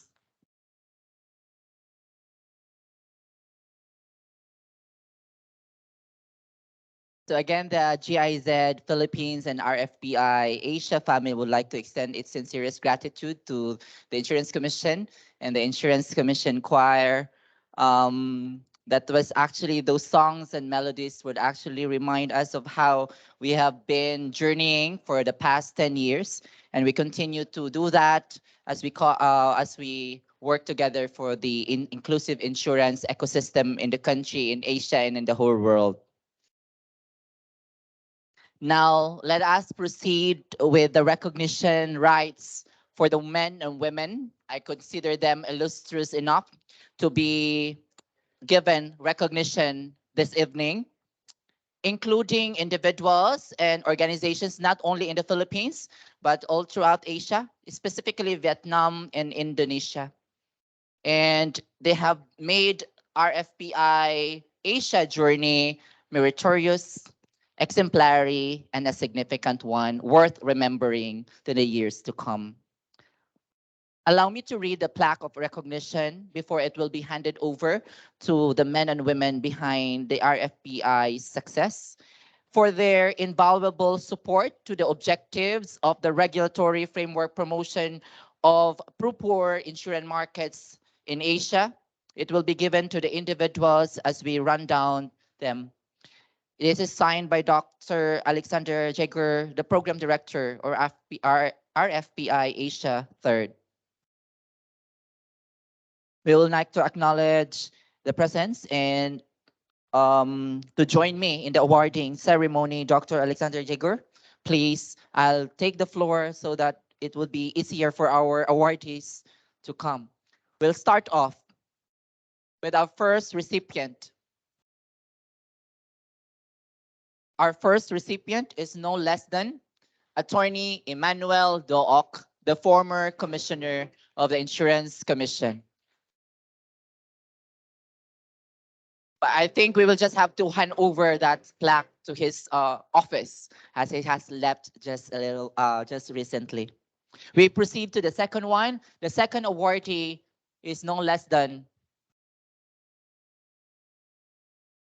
former Undersecretary Department of Finance, Mr. Hale Beltran, and we also have former Deputy Insurance Commissioner Vida Chong.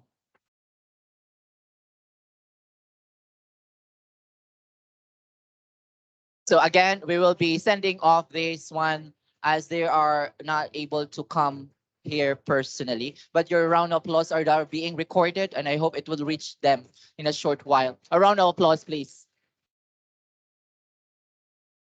The next set, hopefully, would appear on stage.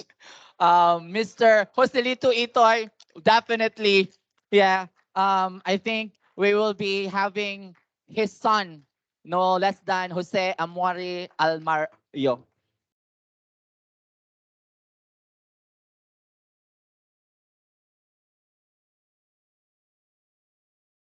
He is with us in spirit for sure. That's for sure. Thank you very much. For individuals, for the other countries, we start off from Indonesia. We have with us online is Mr. Firdaus Jalyani, the former commissioner of Otoritas Hasa Kiaungayan, OJK, Indonesia. Online, who will be receiving virtually Mr. Jacob Nograha, formerly from Asuransi Central Asia, the head of AAUI Microinsurance Committee of Indonesia. And I want to thank OJK and Jacob in person so much for the great collaboration. What we will do is actually we will ship the plugs from Manila to Indonesia and to Vietnam, and they will receive it shortly. Okay, that would be a long flight from Philippines to Indonesia. Started off for another set of individuals. We have from Mongolia, sharing the same slide. We have Mr. Ulzibat Molan Zamts, formerly with the Financial Regulatory Commission, currently with the General Department of Taxation, Mongolia, sharing this prestige with Dr. Jaabasoren Sudnomdar Jaa, former chair of the Financial Regulatory Commission of Mongolia and the former chair of the MEFIN network. A round of applause, please.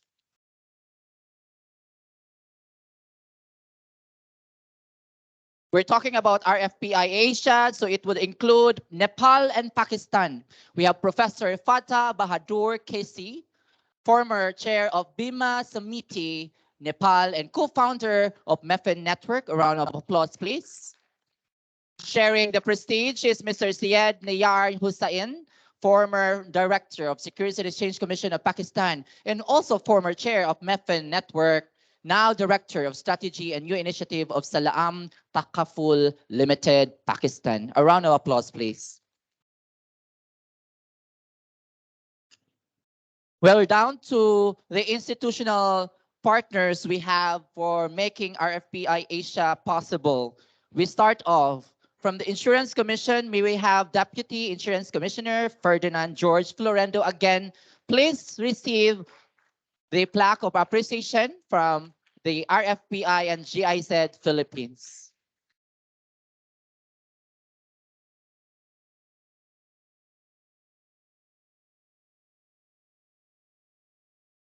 For the Department of Trade and Industry, we are privileged to have the Undersecretary for Regional Operations Group, no less than Undersecretary Priscilla Lantayona.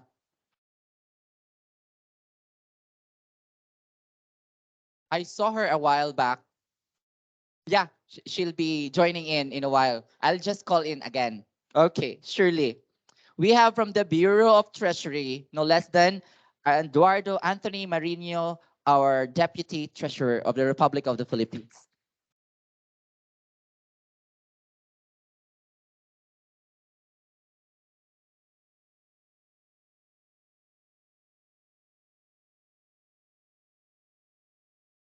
I'm seeing the beautiful Undersecretary Priscilla Lantoyona. Ladies and gentlemen, for the Department of Trade and Industry.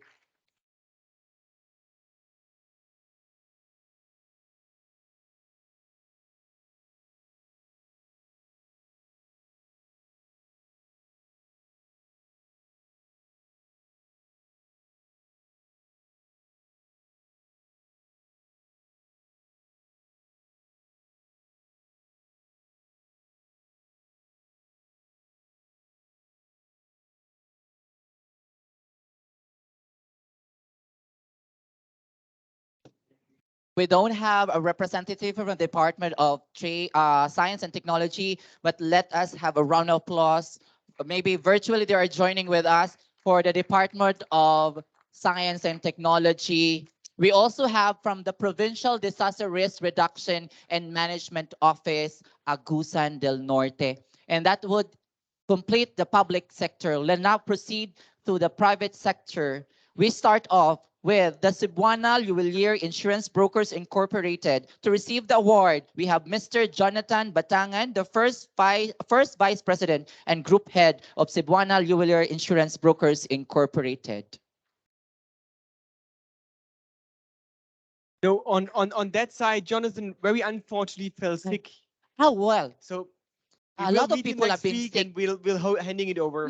No, he was here. He was with us. He was here, but then it has been a long program. Maybe that's the reason. Well. But it will only give us a chance that people attempted to be here, but they have given up for a while. But that was because of good reason, bad health, for example. So that is very important to have really insurance along with that. Okay, we have Cooperative Health Management Federation, Dr. Paul Alan Espina, the CEO.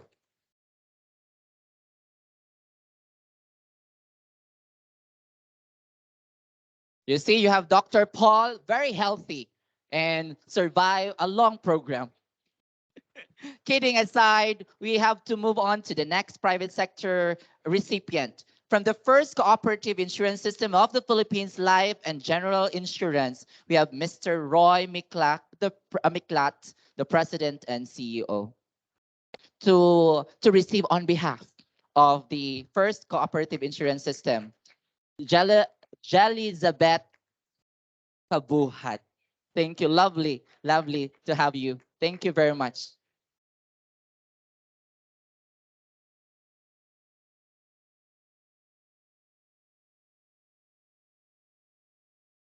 Do we have Miss Dali Dalisay here? Yes, for AXA Philippines. Ladies and gentlemen, to receive Miss Dali Dalisay. Dali.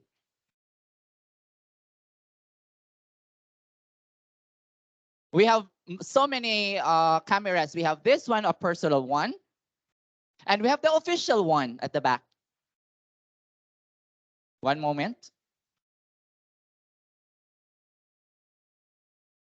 Well, the list for private sector in the insurance sector, we will have the Philippine Life Insurance Association Incorporated. We have General Manager George Mina. Sir, thank you very much for being physically present to receive the award.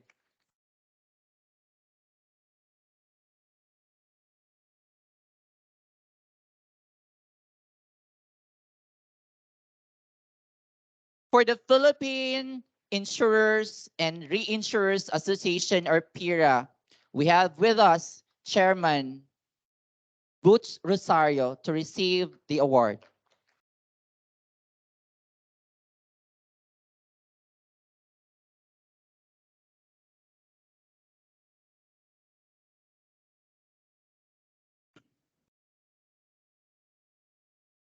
Pioneer Insurance, Mr. Lorenzo Chan.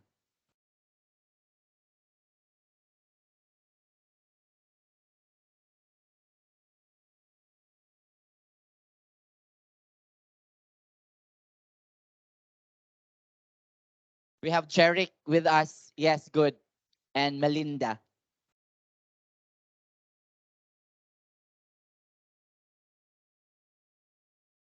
To complete our list for private sector, it's worthy to also acknowledge the contribution of Remansi Mutual Solution Insurance Agency Incorporated. A round of applause, please.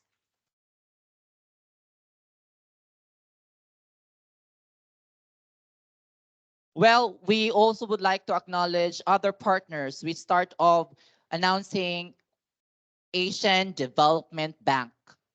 Could have been represented by Arup Kumar Chatterjee, but he's not able to make it. We also would like to acknowledge with this recognition rights, Munich Re Foundation, together with Microinsurance Network for their partnership with us. I think Munich Re Foundation has been online, so congratulations, Dirk, to the award. And we will see the Microinsurance Network in a minute. That's the beauty of what we have happened, no? We were able to see ourselves in the virtual space. For Indonesia, we also would like to give our appreciation to Kementerian Kilautan dan Perikanan and Otoritas Hasa Kiuyaangan. And that is, we have a lot of partners in Indonesia, and we would like to officially recognize them a bit virtually. And so I think that's all for this segment. Any words for them? Is Vietnam still missing? I think there's some more coming. Okay, we still have the second page. My bad. We still have a long one. Could you still bear with us?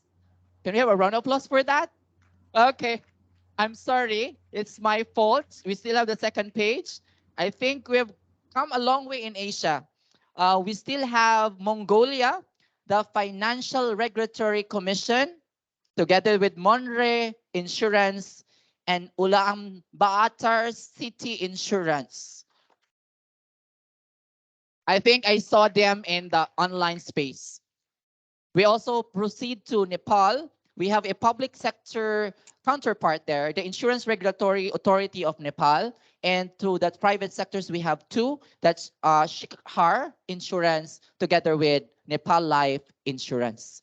We will still be shipping the plaques for sure, all of them, including our Pakistan recipients from the Securities and Exchange Commission of Pakistan, particularly the Policy, Regulation, and Development Department. And for the public sector also, our private sector, I think, it's EFU Life Assurance Limited. A round of applause for Pakistan friends. From Pakistan, we'll now move on to our partner from Sri Lanka, no less than the Insurance Regulatory Commission of Sri Lanka for helping us make this RFPI Asia program happen. We'll now fly to Vietnam. We have a number of partners from there. We start off with the Ministry of Agriculture and Rural Development, Insurance Supervisory Authority, Ministry of Finance. Even the Vietnam Women's Union is part of this journey together with the Vietnam Farmers Association Union. And lastly, but we also would like to recognize the Insurance Association of Vietnam for helping us go through the 10 years meritorious journey of RFPI Asia. We don't have the third page, and that ends the segment for awarding of the ceremony.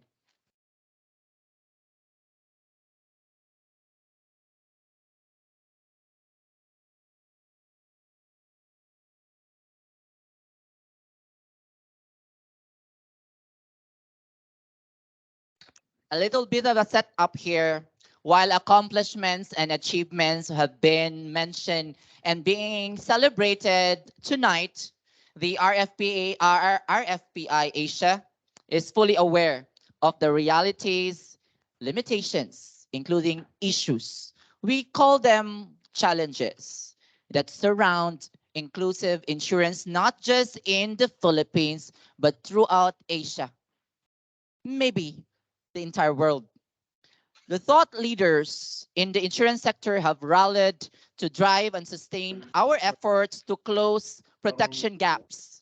Insurers, stakeholders, all of us have laid the foundation to continue the conversation and spark this kind of challenging the conventions.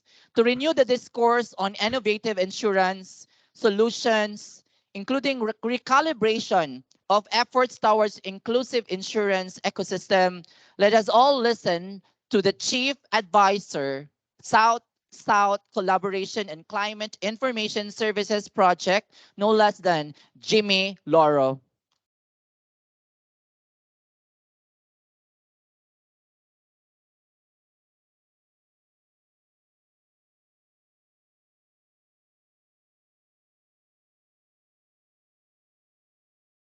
Good evening to everyone.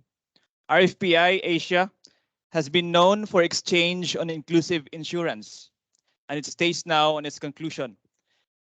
This session will introduce GIZ inclusive insurance topics for the future, namely climate change, biodiversity, and InsurTech. We will link this to current GIZ work and use the session to promote future partnerships and activities. We have with us Ms. Andrea Turan, who will join us in discussing biodiversity and inclusive insurance. Andrea is a climate change adaptation specialist, currently working on ecosystems-based adaptation for community resilience, with 12 years of experience in this field. She has a Master of Science degree in Environmental Change and International Development from the University of Sheffield. Currently, she is the Chief Advisor of GIZ Philippines for the International Climate Initiative, a key-funded project strengthening disaster resilience and risk mitigation through ecosystems-based planning and adaptation, or E4DR. May I call on Ms. Andrea Turan, please, to join me on the stage.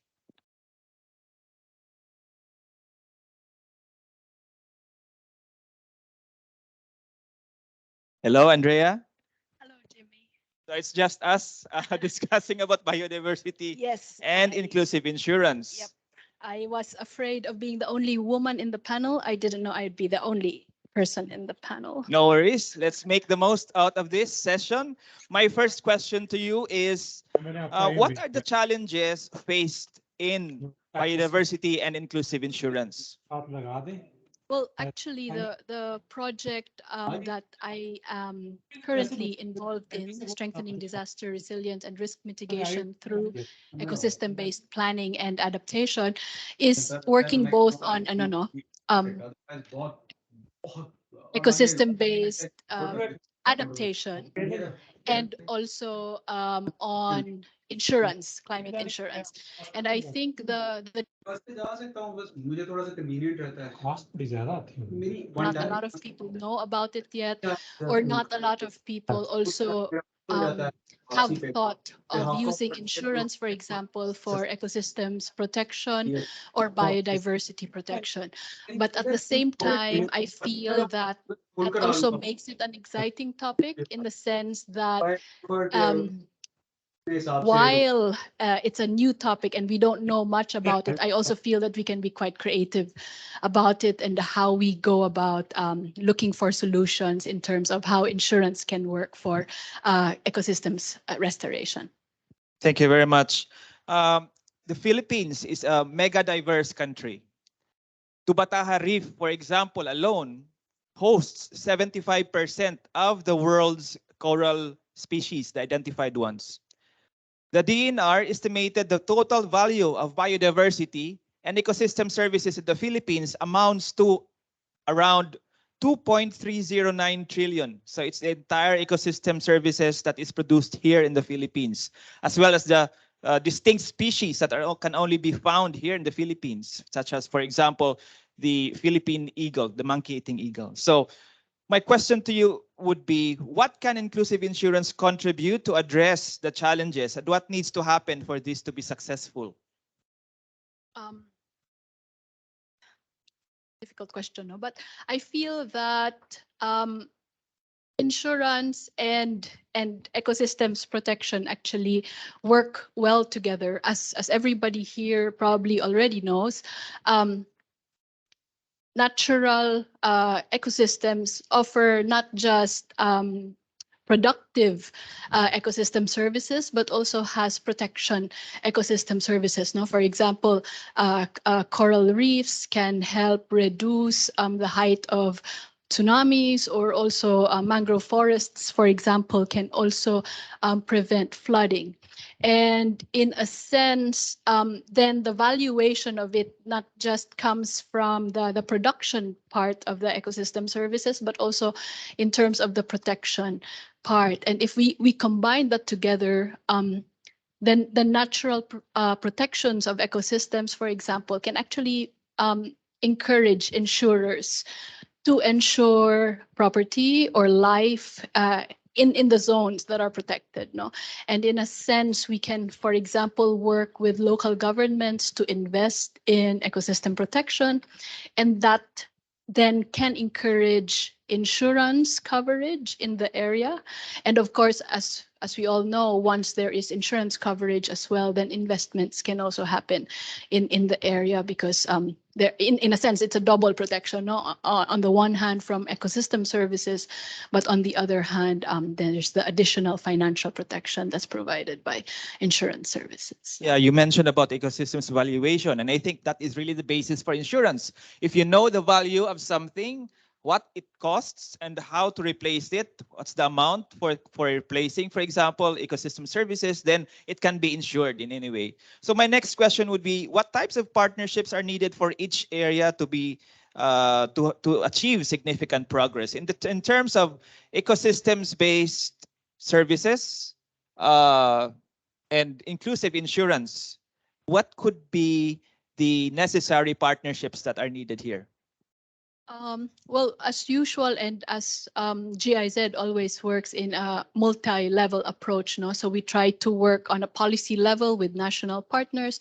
We also try to implement on the ground and learn from our implementation on the ground, and see how we can mainstream the learnings that we have into either local level policy or national level policy. And so in a sense, the usual approach of GIZ, which includes both government, the private sector, and also the non-governmental organizations or civil society organizations will need to happen.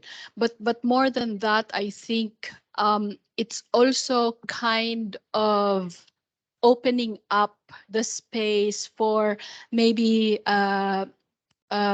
government partners who don't necessarily talk to each other in a natural way. For example, I can imagine the Department of Environment and Natural Resources, for example, well, correct me if I'm wrong here, but colleagues from the Insurance Commission, I don't know how often you speak with the DENR, for example, but then we can also try and see, and of course GIZ would always be willing to convene, no, and to support government partners to try and see new areas where we can work together.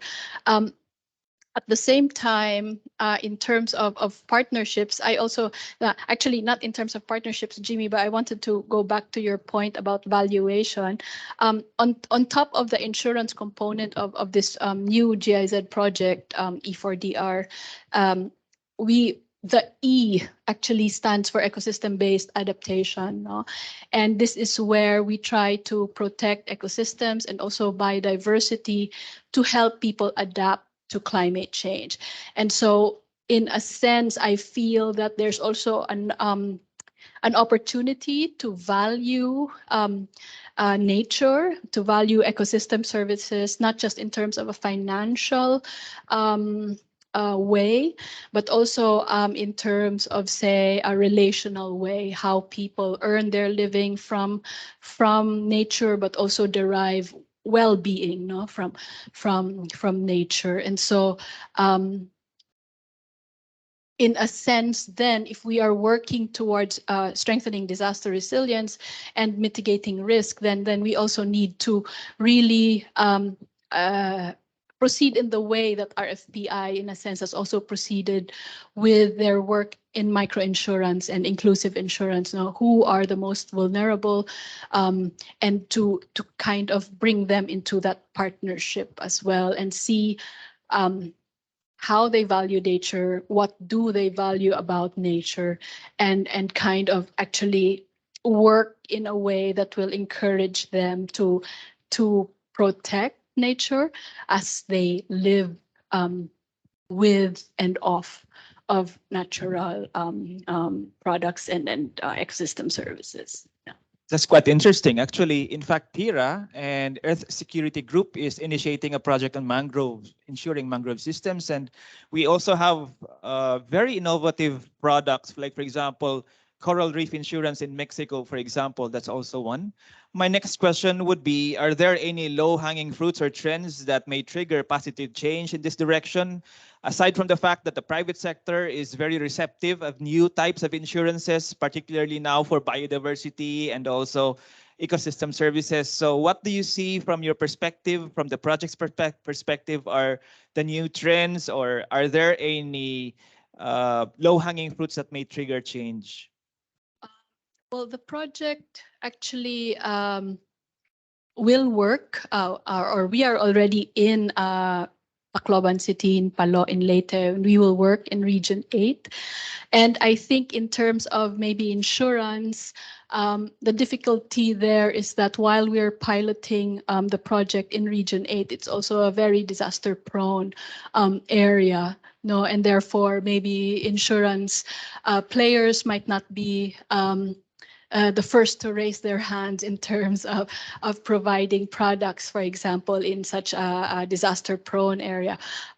However, I also feel that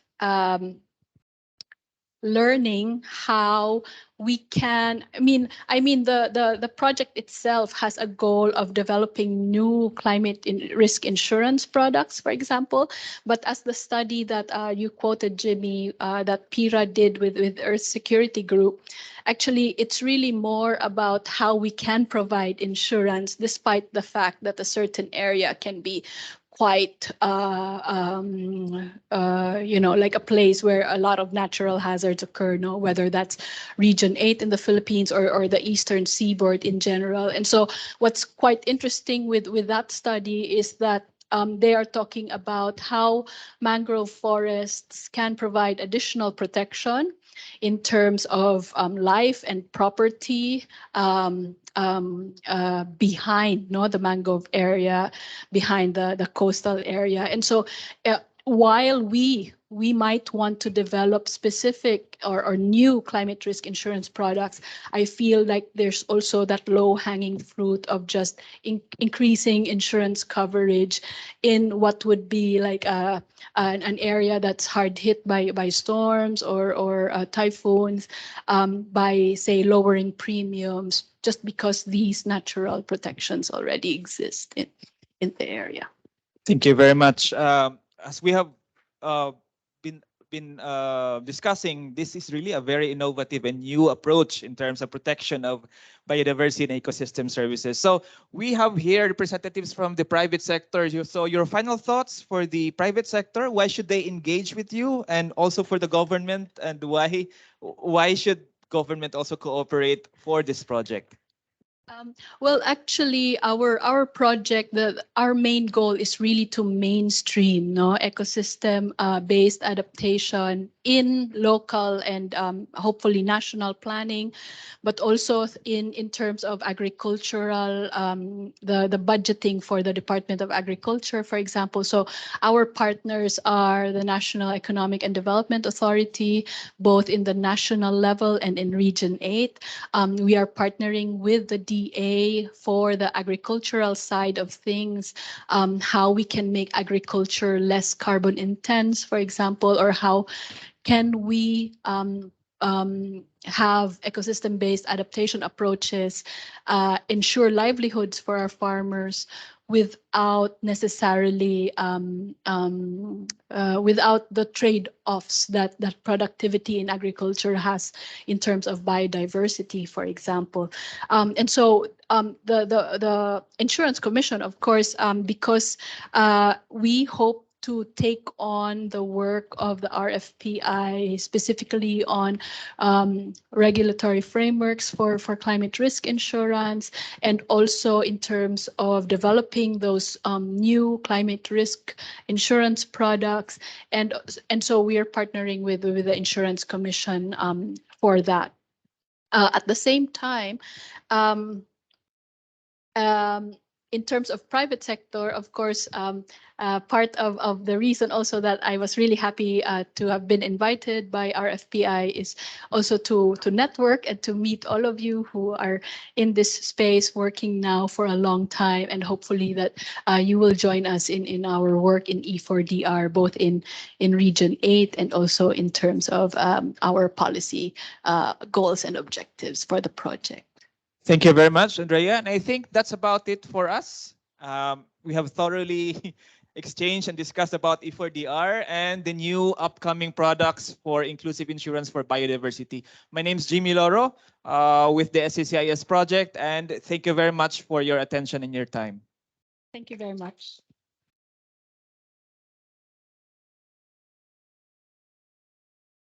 Thank you very much for that insightful and inspiring dialogue